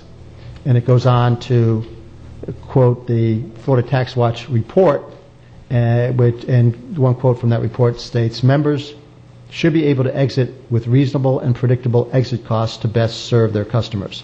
The third paragraph I would consider the meat of the letter, and that's Indian River would support the efforts of the Joint Legislative Auditing Committee to seek the implementation of the 5 actions outlined in the Florida Tax Watch report, quote, necessary to make sure that FMPA member municipalities receive cost-effective power generation and services, unquote.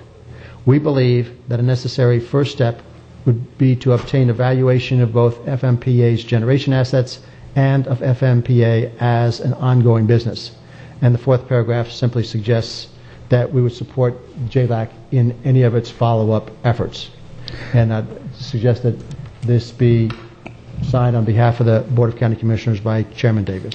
Tell you what, and but the only thing, and you'll tell me, just to make it stick out, these quotes from their committee, I would almost like to just put those in bold or bullets, somehow make them stick out because. And actually, the quote's not from their committee; it's from the Florida Tax Watch report, which was requested by Representative Mayfield. Okay. And I'd like to ask that the chairman send a second letter to Representative Mayfield, thanking her for both her work on the JLAC committee and for her requesting of Florida Tax Watch that they do their analysis, which I believe helped really give us a document, an objective document, which helps better understand what's gone on. I mean, I found reading the Florida Tax Watch report very helpful in getting a better understanding of everything. Okay. So, do we need a motion on that? Or that's okay. Then I'd make the motion to authorize the chairman to send to the chairman of the Board of County, which is Indian River County, to send to the chairman of the Joint Legislative Action Committee a letter basically, as I've written here, with a couple edits, CCing it to all JLAC members, and also just a second basically thank you note letter to Representative Mayfield. What about Tax Watch? Sending something to them? Yeah, okay. We can send it to find a third letter to Tax Watch, thanking them for their work and letting them know how helpful it was. Okay. Is there a Tax Watch committee, or is it just an entity and then they have an executive director? Does anybody know? Hey, I do not know. Okay. We'll get to the bottom of it. We can figure that out. Okay. All right. All right. Is that a motion? So I'll add the third letter to Tax Watch as part of my motion, yes, sir. I'll second it. Okay. And is there... And then one more part of the motion, I'd just like to see if the board would like to put the links to that JLAC committee meeting on the Indian River County website. I think there's a...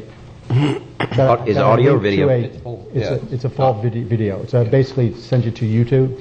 And I tell you what, let's do. There's a short one with about 12 minutes that shows FUMPA's attorney Finkley testifying before the Joint Legislative Action Committee, which is where the fire really started, and then the full committee meeting. I wonder if, and to send along with this, either, I dare say send just what Mr. Heron has put together, or maybe perhaps the actual video of what he explained along with it. Oh, you mean today? Oh, that's, yeah. I would, at the first step, just send a letter. Okay. And then, as we go forward, a follow-up to put that package together. And I think that might be, after the session, something that we try to actually go to the members of the JLAC committee with. Okay. I'd be happy to. Something along that. And I don't need them to have the questions or hear me talk about the questions or anybody up here. My belief that at this time of the session, getting them to do anything more than read a one-page letter would be... Going to be plenty. Sure. I think so. Yeah. Okay. Yes. All right. We've got a motion on the floor. Is there any further discussion? Seeing none, all those in favor of sending the letter to the people delineated signify with aye. Aye. All opposed, nay. The motion passes unanimously. All right. Thank you very much, gentlemen. Appreciate And I'll it. work with the chair on drafting up and finalizing and editing the letter. You got a copy of Bob's?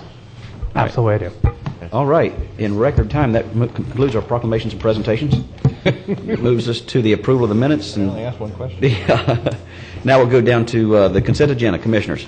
Mr. Chairman, I'd like to pull item F. Item F. Anything else? Item H. Item H. Anything else?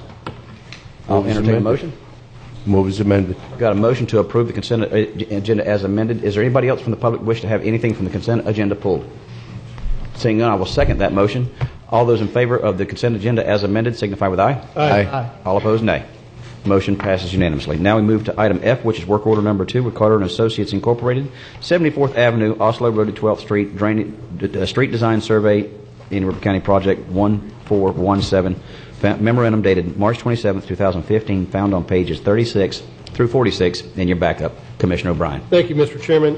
At the last NPO meeting, a motion was made and approved to have staff come back and do a detailed analysis of the traffic flow on 43rd Avenue and potentially looking at extending the grid in the southwest portion of the county there to offer more bypass routes. So with 74th Avenue going from Oslo Road to 12th Street, I asked Chris Mora to go to Carter to ask what it would cost for them to go further south. I think they're only planning to go like 1,000 feet south of Oslo in the current scope.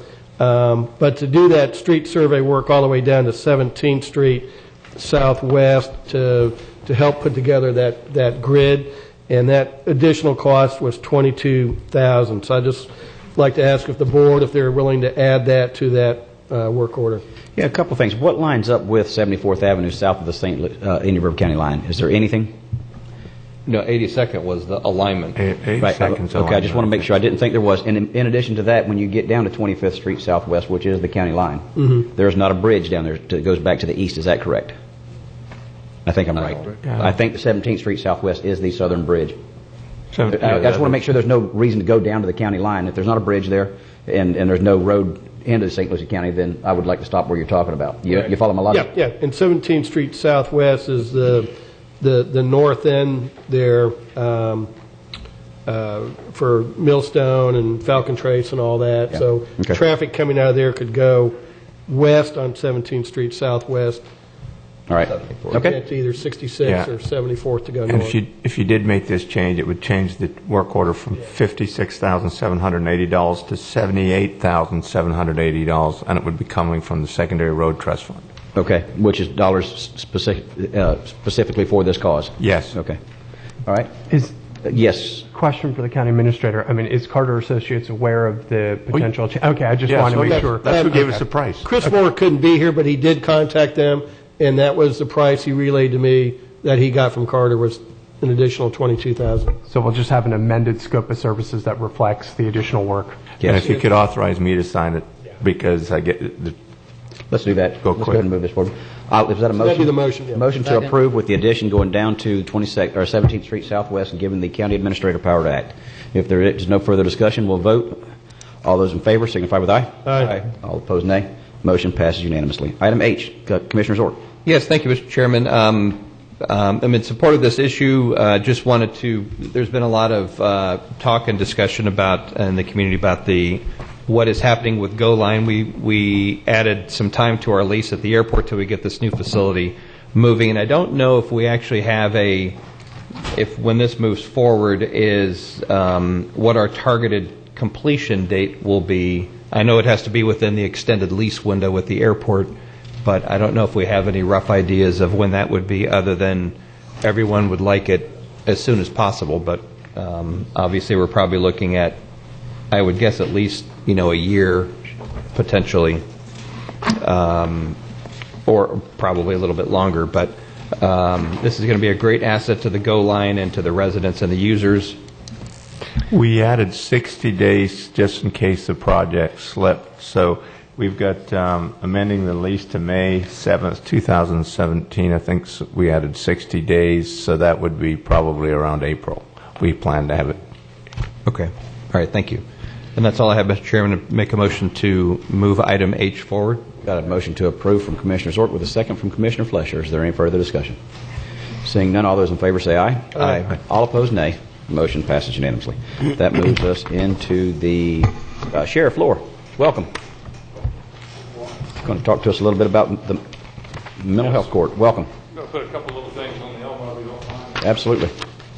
And just to the chair as a reminder, we have it at 10:30. Yeah, that's fine. Yeah, I'm going to be very quick, Kelly. Right. The sheriff is here to give a presentation and tell us that the drug court's going to be less next year because of the startup costs this year. Well, it's not drug court, but we'll talk about that later if you want. Mental health. Well, welcome, Commissioners. Commissioner Davis, I see that you are energized this morning. Get it? Electrified. Energized? Yes, absolutely. We're going to be very quick. In front of you in the backup, gentlemen, it's a great day in Indian River County. As you know, we launched mental health court at the end of 2014 with some dollars that actually came from the Sheriff's Office budget as seed money, so we're very proud of that as well. As Commissioner Solari was interested in during those meetings, we are here to report a status report for him because I know that he enjoys that. If we can turn this on, Jason. I'll be very quickly, gentlemen. Briefly, that just shows the history. As you know, we had originally indicated we thought that we may have 3 to 6 defendants turn into clients this particular time. The first quarter, we're very proud to report that we have 15 clients of the Indian River Mental Health Society. They are no longer in jail, so that is outstanding news. We're very proud of that. Incidentally, we also have an additional 18 in our county jail, which we housed 425 last night. 18 have severe mental issues that do not qualify for mental health court. So you see the progress in the only the 6 courts that we've had. We meet every other Thursday, with the exception of some holidays and the like, but we're proud to say that we have 15 clients. Currently, that's outstanding.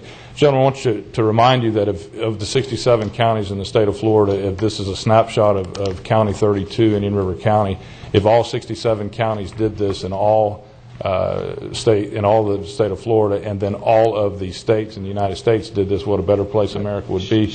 We'll go to the next one Sheriff, quickly. Yes, sir. Sorry, on that first page? Yes, sir. The number of clients, are those each time all new clients? That's cumulative. That's 15 right now. Okay, so it's total 15 clients. Okay, Yes, thanks. sir. That shows that we're building each and every week that we have court. Thanks, I just wasn't sure. Which is truly remarkable.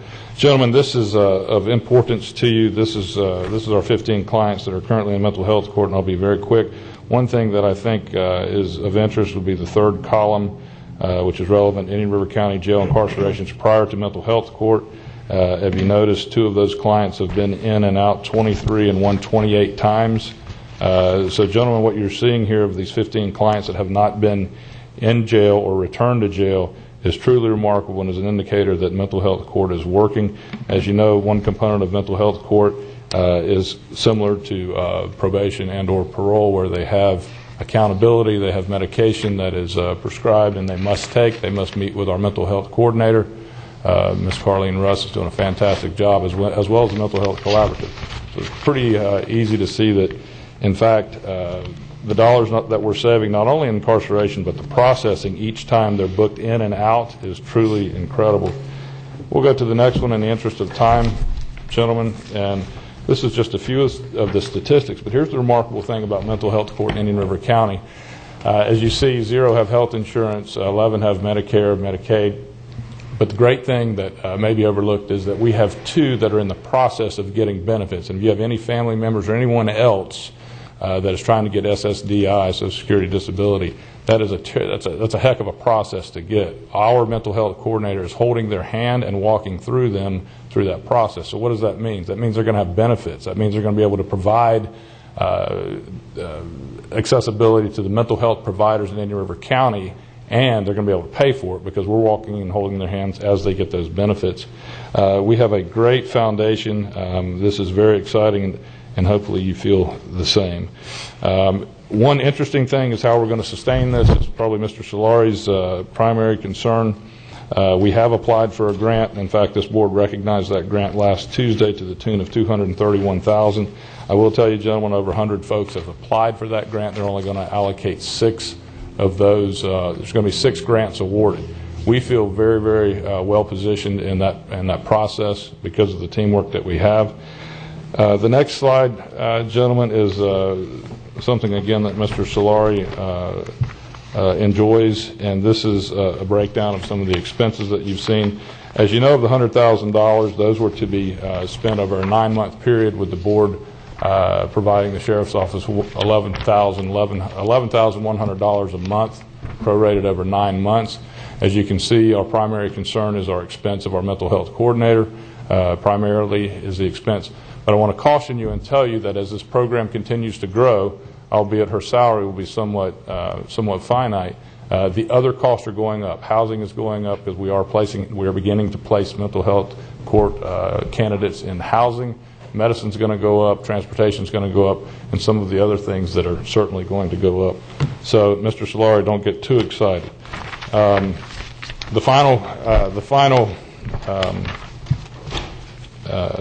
slide indicates another sheet of the expenses that we've had, and I'll provide this as I already have for backup for the public. But in the interest of time, gentlemen, I want to sum it up saying that mental health court so far is a success. We're very proud of it, and again, if every county in the state of Florida did it and every state in the United States did it, it would be a safer community.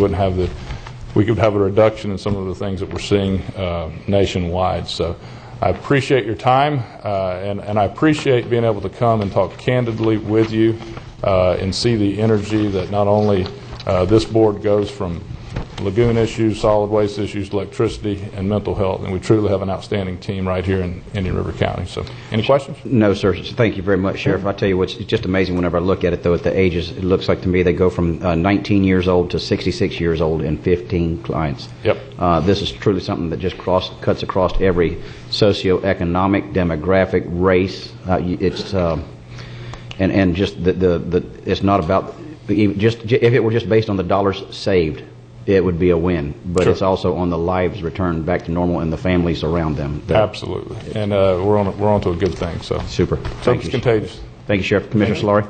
Yeah, Sheriff, as you pointed out, I absolutely love the report. I thought it was great. I thought it was a very great presentation. And your presentation of this report just reinforces why I'd love you to come quarterly with the budget report. I had to look up pro forma. I didn't know what pro forma was until 3 months ago, so I'm still learning all this stuff. Oh, happy to go to lunch with you and work on it with you, Sheriff. We can give classes. Thank you, gentlemen. Maybe quarterly. Thank you, Sheriff. Thank you, Sheriff. Good Let's work. go ahead. I think we've got just enough time to catch up to do the public discussion items. We have a request to speak from Ms. Deanne Farrell, Career Source Research Coast Youth Connections regarding space for youth programs in Vero Beach. Welcome. Thank you. We do have a time certain for a shade meeting, so... Yes, I will be very brief. Thank you very much for having me this morning. My name is Deanne Farrell. I work for Henkels & McCoy, who represent the Youth Connections program with Career Source Research Coach serving the 4 counties. We serve 16 to 21-year-old, and what we're looking for in Vero Beach is a space approximately about 800 to 1,000 square feet.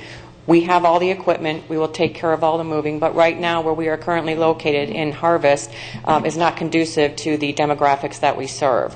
We're hoping to get somewhere like Gifford, maybe the Adult Ed Center. We just need small space in order to accommodate and serve these young people in the community of Indian River. We help them get their GEDs, high school diplomas. We provide internships for them. So we're just asking for some sort of help to secure space in order to provide services in that area. We do small classroom work readiness training. We provide employability skills. How are y'all different from Workforce Solutions? We are the private youth providers. Henkels & McCoy is basically a construction company that went into training services. So what we do around the state, around the United States, is we come in and provide the youth services under the WIA grant to help youth in the communities overcome barriers to employment. And so you help them get their GED. We help them get their GED, stay on track to graduate. We mainly focus on out-of-school youth, 16 to 21, because they're the hardest served. We like to say that we take the kids at hope of being redirected towards a career path. We have juvenile offenders.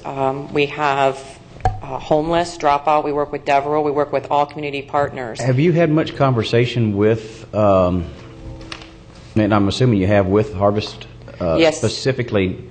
There's some plans coming forward about something very similar to this that you might play very well into. Have you talked to them about their upcoming plans to Yes. add on? Yes, we have. When we started with them back in 2012, right. Initially they had a 2-year plan, which we know was extended. Once they moved across the street from the warehouse, which is where we're at right now, it's somewhat of a safety concern with all the trucks that come in and out for the warehouse. Right. We were eventually going to move over with them, but that hasn't happened yet. And we have discussed it with them, but it hasn't been a heavy set discussions where we moved with them when they moved over a year ago, I believe it was. With you having such a strong educational component, have you had much conversation with the school district? We have not. We attended, my boss and I, Ron Goss, attended the last commissioner meeting where we had spoken with Mr. Sean Foster, and he had piqued an interest as perhaps having a portable or something to that effect, or for that matter, the old adult education center, I believe. They have new rooms, and we were asking to possibly secure just very small space there. We don't need a lot. We have all, like I said, we have everything we need. It's just we really need to be somewhere where the kids are. In order to be able to serve more youth in Vero. Are you a nonprofit? Or for-profit? We are a for-profit. We are a private organization through Henkels and McCoy. However, what we do is because of the agreement that we have with CareerSource, with it being a federally funded program, we are limited on what we get for-profit, if that makes sense. So we're tied in. Yes. I mean, quite frankly, we can't be, I don't believe, giving county space to something like this. I think that if she pursued the school board, especially maybe an empty portable, that might be the best path forward. Okay. But I'll follow up with you. I need to put together the why it's not working for you or Harvest and what y'all are doing. Okay. And try to get. I sit on the corporate board of Harvest Food and Outreach, and so okay. I have Deanne's contact information I can give too. Okay. Perfect. All right. Thank you, gentlemen. Yes, ma'am. Have a good day. Mm-hmm. All right, it's 10:30. Look at that. Y'all notice the time? Thank you. All right, what we're going to do then, we will take a brief recess. Dylan, do you need to announce here? Okay, I'm going to turn this over for the formalities of the shade session to our county attorney, Mr. Dylan Reingold. Dylan? Actually, to the chair, if you will, on page 132 of your packet, there is some language for you to read as the statement as we go into our shade session. All right. It says, I request... somebody else read it? Yeah. This is advice from the county attorney regarding the settlements for the negotiations and strategy relating to litigation expenditures with regarding to the case styled Ocean Concrete and George May versus Indian River County, pending in the Circuit Court of the 19th Judicial Circuit, case number 2007-011-589-CA17. This is the commencement of the attorney-client session. The estimate time of the closed attorney-client session will be 30 minutes, which they seem to always last longer. Present at the meeting will be Commissioners Bob Solari, Vice Chairman Joseph E. Flesher, Tim Zork, Peter D. O'Brien, and me, Wesley S. Davis, as Chairman. Also present will be County Attorney Dylan Reingold, County Administrator Joe Baird, and a certified court reporter. At the conclusion of the closed attorney-client session, this public meeting will reopen. So at this time, we will take a brief recess and reconvene after the shade session.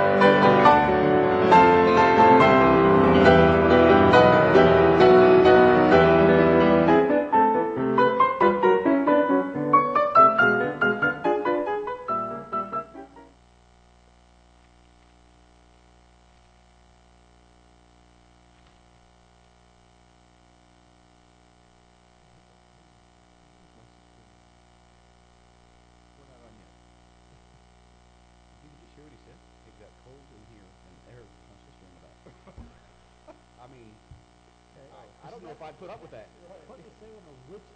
Yeah, I mean, I don't know what he was insinuating. I mean, okay. Well, I was looking at texting her saying, Is it cold in me or you here?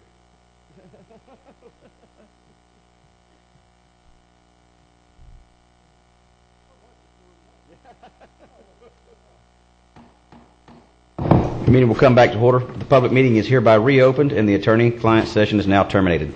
That leaves us, if I'm not mistaken, Commissioners, you'll have to let me know, but we left off with the public discussion items, and that will move us over to the Office of Management and Budget, the Distinguished Budget Presentation Award Fiscal Year 2014-15 memorandum dated April 6, 2015, found on pages 127 through 131 in your backup. Jason, welcome. Thank you, Commissioner Davis. For the record, Jason Brown, County Budget Director. Just want to make a brief presentation today about the county receiving the Distinguished Budget Presentation Award from the Government Finance Officers Association. That is our professional association that has 18,000 government finance professionals in North America, and it is the only nationwide budget award program. We have received this award for the 24th consecutive year. It started long before I came here. There was a good budget director before. His name escapes me, but that got the first one of these. But we've been getting the award for 24 years. Standards were a lot easier then. and different economic times. And so, just to go over some stats. A lot smaller staff back then. We had a lot smaller staff.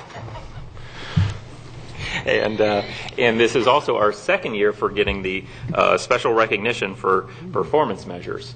So just want to give a little breakdown of the numbers. There's roughly about 39,000 general purpose local governments in the country, cities and municipalities and townships and counties.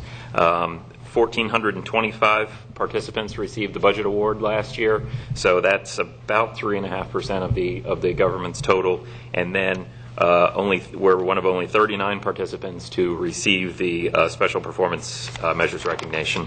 And total budget awards in Florida were 141 out of that 1,400 nationwide, and 26 out of the 67 counties in the state of Florida do receive the Distinguished Budget Presentation Award.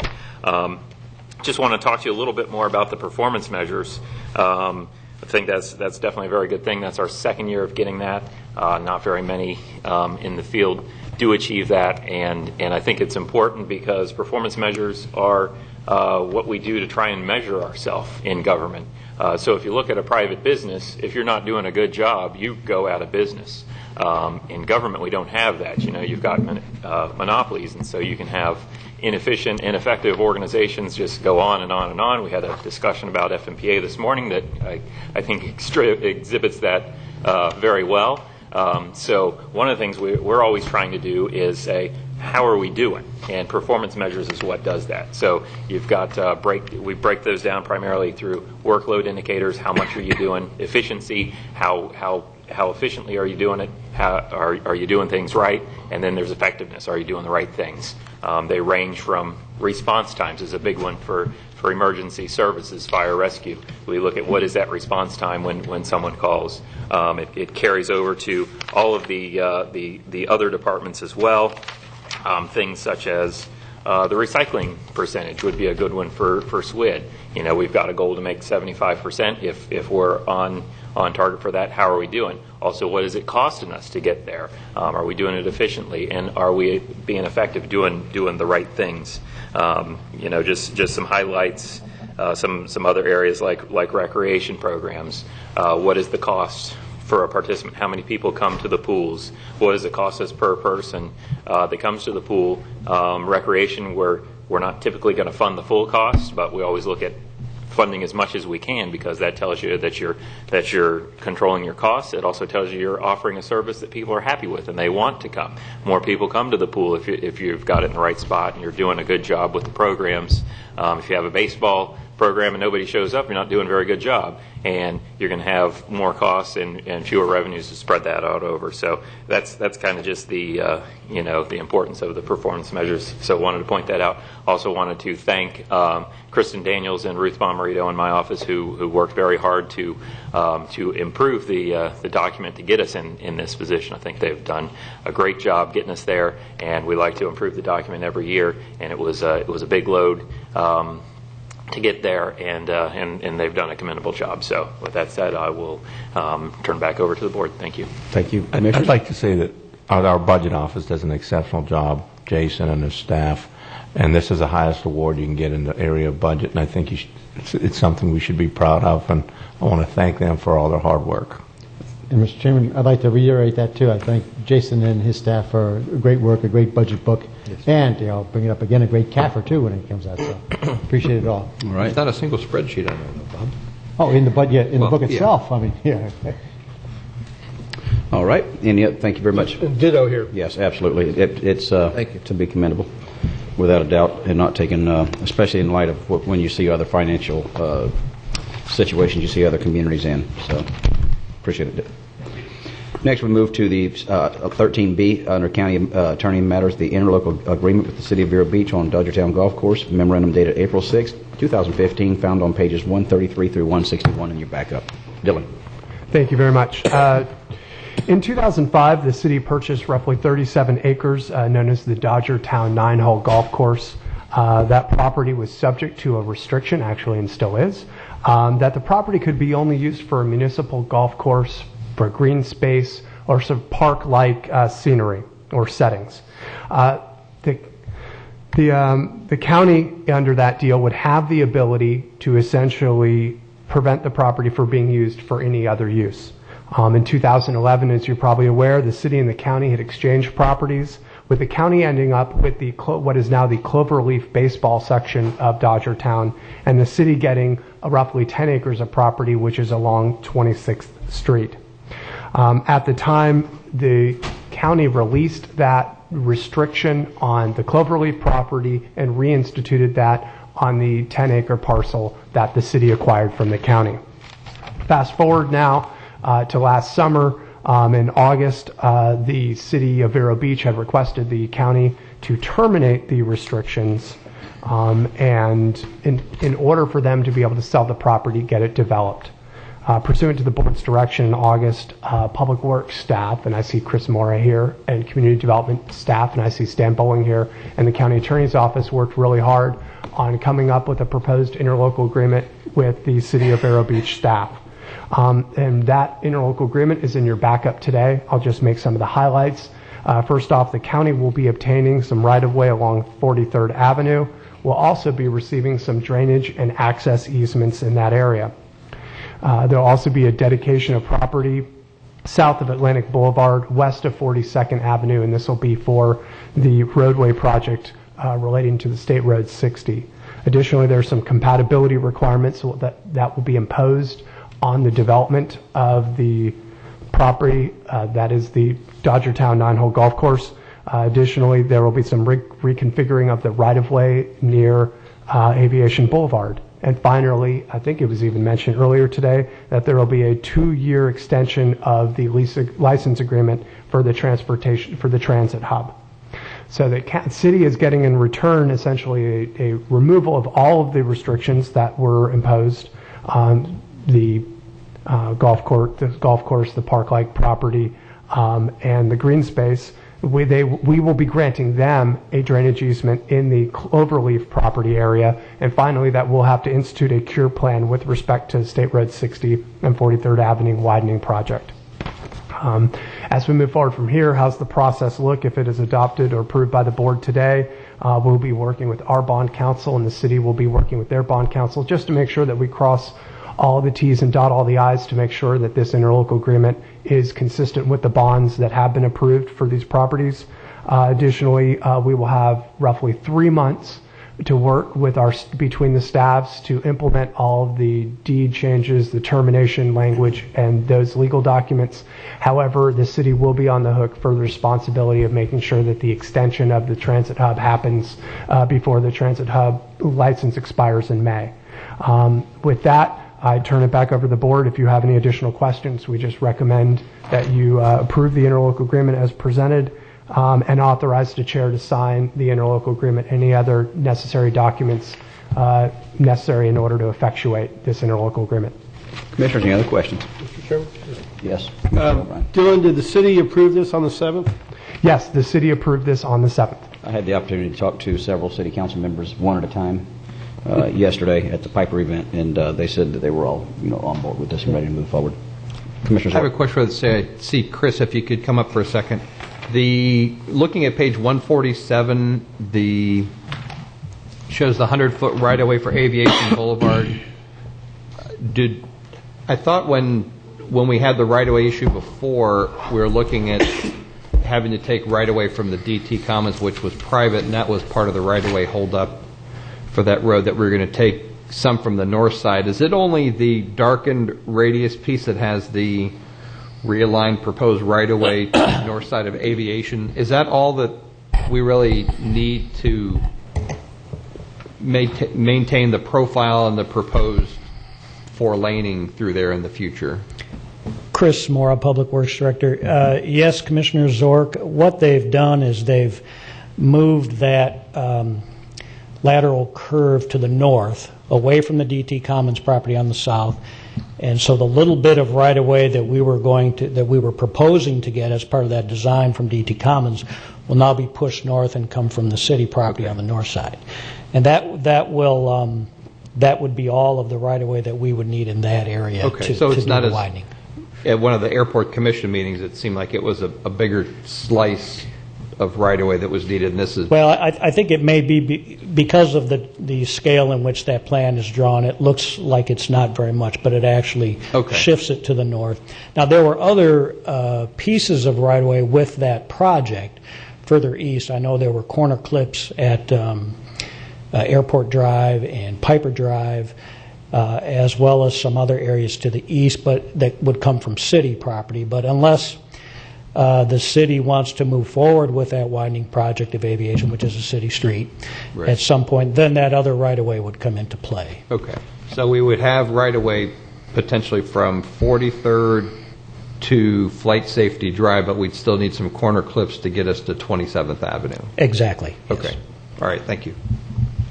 Mr. Chairman? Commissioner Fletcher, do you have something? Councilor, it's a given that the city has had a challenge with doing anything with the property since the Cloverleaf, and they are looking for options and giving way to the restrictions.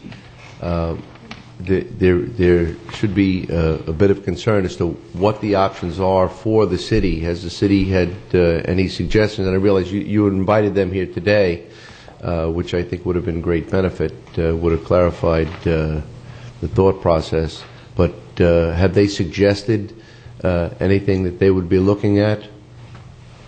I'm not aware of any particular specific use that they proposed, and I'm seeing Stan nodding his head no in the background, so he hasn't heard of anything yet either. I have been asked tacitly as well in other meetings, and nobody's come up with anything, and just have a concern as to what has been moving forward with the former Dodgertown, historic Dodgertown, and what the vision is for the future, and what that impact would be for the historical site as well. As I said, well, I didn't know if that was a question or just a comment. Sir. No, it's just a statement. Okay. Commissioner Solari. Thanks. Some comments? Thanks, Mr. Chairman. Yeah, I think all in all the agreement is very good. I think it does a lot on both sides. The only hesitation I have relates to the city's obligation, number 4, which is found on page 138. And it says that at such time as the city shall develop, sell, or transfer its interest in or possession of the city property, all future site plans and zoning requests shall maintain compatibility with the county's, and this is the important part, shall maintain compatibility with the county's baseball facilities and other proposed uses on the adjacent county property. I just want to make sure that we're not setting up basically the airport problem where we have an existing use as a sports facility. I think that's probably better. That we may have night games with lights, we may have cheering crowds in the stadium, and then 5 years down the line we've got residents on the city, on what is now the city property, complaining about noise and lights. Sure. And I just want to get some confidence that at least the city certainly can't use its code enforcement arm to try to get the county to change its activities on that property. So in other words, I don't want an existing use, which everybody is very clear on today on the county property, and then have people complain the same way they do about airport noise and flights on the city's airport, which has been there for a long, long time. So if I can get some comfort or response to that from maybe Stan Bowling. Thank you. For the record, Community Development Director for the county, Stan Bowling. The subject property, the city property and the county property for the sports complex have the same zoning, airport light industrial, that's under the city's jurisdiction. There's one portion of the city property very close to the 26th Street, 43rd Avenue intersection that has a different light industrial zoning. It's a very small portion. So we're really dealing with one zoning district, and the uses allowed in that zoning district are the types of things we've seen on the Dodger property. They are commercial uses, restaurants, hotels, retail, amusement facilities, and so forth. There is one component, however, multifamily residential. And in our discussions with city staff, that was really our only kind of narrow area of compatibility concerns, would be if you were to have some component of a project on the city property with residential. And I think what the compatibility condition in this agreement does is it puts the county in the position of being a reviewing agency and looking at compatibility issues when there is a specific design. I think the bottom line is that any residential component, if there is any, on the city property at some point in the future, there's enough room to design in buffers or put in intervening uses. And that would really, I think lighting is probably the main issue, noise from the games at night. I think those could be mitigated, and I think that the county having the review agency sort of ability to look at the city's compatibility standards would give us protection. We'll need to stay alert. We'll need to participate in the process when we see a plan. The city was not interested, and I can understand this, in a deed restriction or putting a specific separation distance or buffer standard. They're not sure there'll actually ever be residential on there, so they thought it was premature, I think, to try to come up with something more specific than what we have. Okay. I agree with the deed restriction, but you're putting things that are very permanent. And in fact, that's kind of what we're trying to get rid of here, and it's taken a lot of, how you see how long it's taken to do I'm not suggesting a deed restriction, but I'll note that, as I understand it, the county as a reviewing agency may provide comments, but there's nothing that says the city has to... No legislative authority. Listen to our comments. Sure, that's true. And, the city is... Well, I won't go there. But, I mean, is there something we can put in, not the deed, that just an agreement with the city, for instance, that says, the city will never come back on us with code enforcement, to use their code enforcement to get us to change our use?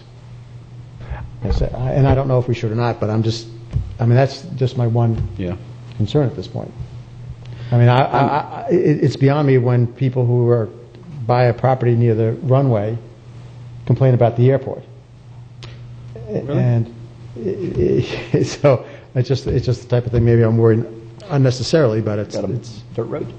And I think it's more than just the lights and noise at night, because you all know tomorrow night at Historic Dodgertown is the Jackie Robinson game, and as part of my wedding anniversary celebration, I've arranged for fireworks after the game. So we do have events like fireworks and... You're talking about the real fireworks, though, right? Yeah. Okay, all right. I just want to make sure that you were insinuating something. Fireworks, if those fireworks don't exist. You brought it up. I just wanted clarification. The fireworks come and say, hey, we're going to the baseball game again. Yeah. All right. So we really had those fireworks.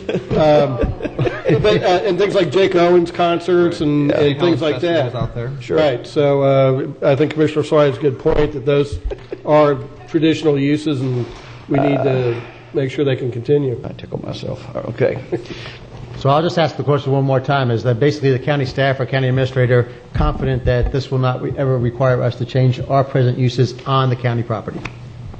I can't guarantee. I don't think I could guarantee that we tried the best to get the strongest language we could in here, and I think that this is reasonable. I mean, I do understand your concern, but I just cannot imagine a governing body asking the county not to do something at night at the fields. Can I imagine somebody coming forward and complaining about what goes on at Dodgertown?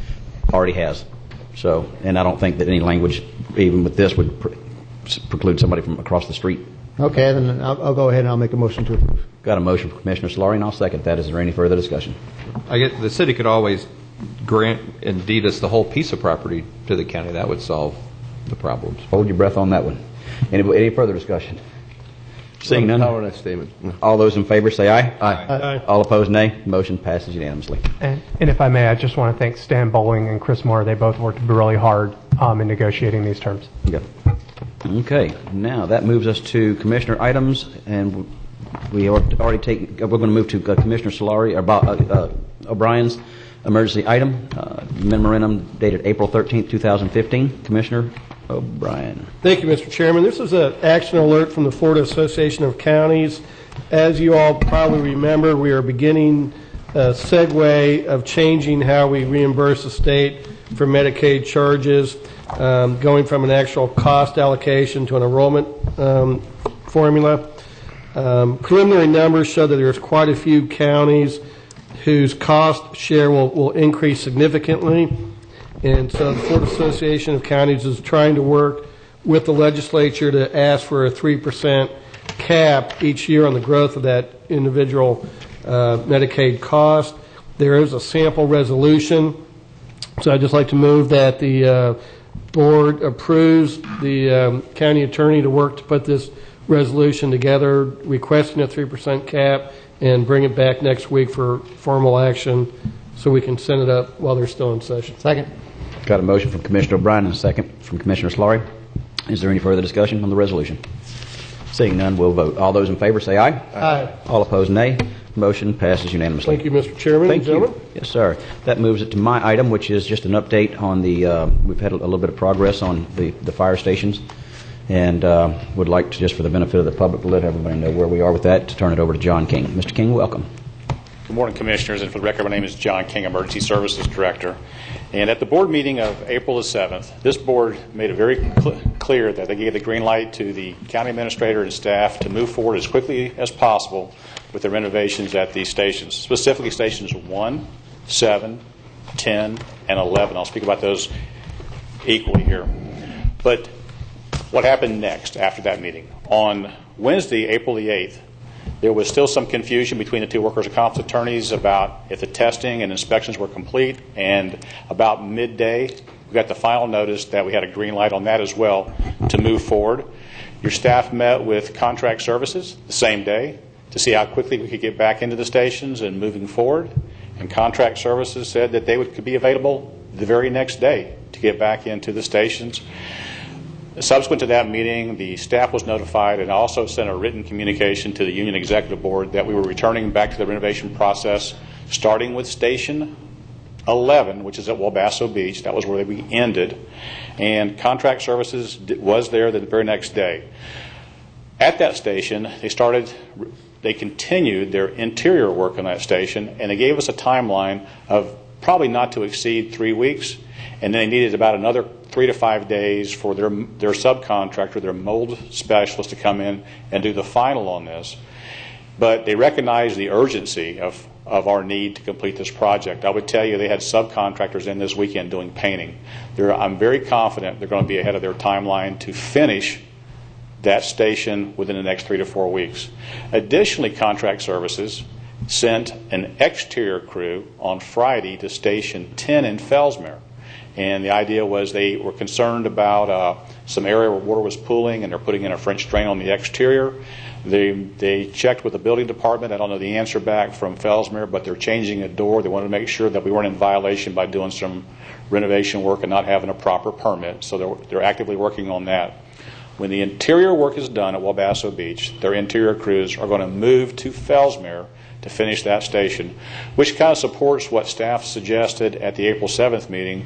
If we were to purchase modulars, by the time they got here, stations 10 and 11 would be complete, and we would have probably been good stewards with taxpayers' money. However, let's talk about stations 1 and station 7. Station 1 is on Old Dixie in Vero Beach, and you recall that the board has about $1 million renovation project going on at that location. And part of our process of moving forward was to get some of the staff out, bring in a modular unit, and to go ahead and continue with the renovation at Station 1. The modular units have been ordered. In fact, 2 modular units were ordered. And I got to tell you, your county staff is great to work with.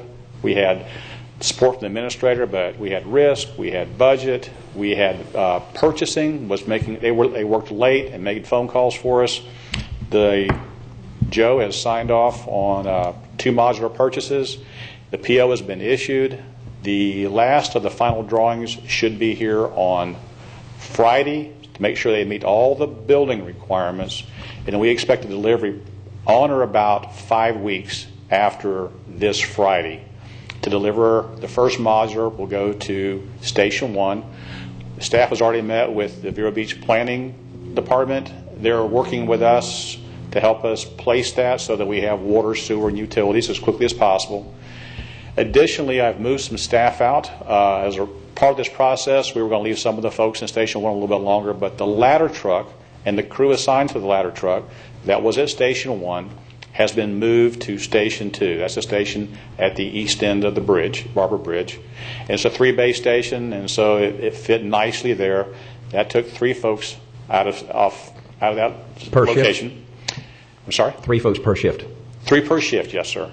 And then probably by the end of next week, I'm going to move the battalion chief, the EMS field supervisor, and the captain out of Station 1. I'll be sending a lieutenant back to fill his slot on the unit. I'm moving them to Station 3. We have a training area at Station 3, and what's taking a little bit longer to do that is we're having to move telephone lines and some computer lines, and we're arranging for the mold remedial specialist to actually take some of the furniture that's going from Station 1 to Station 3 to make sure that it's clean so that when we move it in that site, we don't get another complaint you brought something contaminated to a site that's believed to be non-contaminated. That should happen by hopefully Friday of next week. They'll be out, and so that's going to leave me a crew of 5 remaining at Station 1. There are going to be some busy folks because that's my busiest station. However, the modular that we purchased, we're trying to keep our costs as minimal as possible, is only designed for 5 folks, so that's going to fit nicely. And so we're making headway there. And just so the board understands is that after 2004 and 2005 hurricanes, we moved people into mobile homes. And we're in a disaster-declared environment, so we're allowed to use mobile homes. We're not in the same environment. So the modulars we had to purchase were modulars that are commercial modulars. They're wind rated 170 miles an hour. They have an alarm system in them. They have an internal fire sprinkler system in them. And they're all ADA compliant, which the standard modulars are not. But this is a commercial installation. We're meeting the same requirements we would require anybody else in this community to do if they were using a similar modular for a commercial application. That's Station 1, and we're making headway there. Station 7 was the other station that was under discussion. Station 7, we have ordered a modular there as well, with the same delivery time, within a day or so of the one at Station 1. And we are still actively looking at some property to place that on. Other staff, Chris Moore and his staff, think they may have found some county property in that area. I know Commissioner Zork has called me a couple of times and said, hey, there's a piece of property out here. Could you guys look at that? And even Ralph Popple called me, and he has some property, and he's offered to try to help us as much as he can as well. So the community is trying to help us. Staff is trying to be a good steward with our monies, and we're trying to move forward, but we think this is the direction we need to be going. And I want to thank the county staff and this board. You've been very supportive of our needs, and I want to thank you for that, and the county administrator. John, we're fixing to have one more meeting before the end of this month, if I'm not mistaken. And so that'll put that 2-week period that I was so concerned about going ahead and ordering the units. Is there anything that you can see that's unforeseen that we need to address at the next meeting as far as from action from this board that may to alleviate any of that 2-week window in between us not having a meeting for our first regular meeting in the month of May? Well, thank you for asking, but I think that we're on pace. We're actually ahead of schedule, and you've given the county administrator great authority, and he's been very supportive. Joe? And if anything does, I'll just add it to the agenda next week if we're having any issues, and we'll try and keep you aware of the progress in the form of emails, as you know what we've, if we find a site that's going to work real quick, we'll make sure you're aware of it and in this entire process, I'd like for us to be thinking at least 2 weeks in advance of the next move instead of moving and, being reactive. Let's be proactive. And we are. Thank you. Any other questions or comments, Commissioners? Nope. All right. That concludes the Commissioners' items. That was it. Actually covers the whole meeting. Okay. Well, if there's no further business to be transacted at this time, I now declare this meeting adjourned.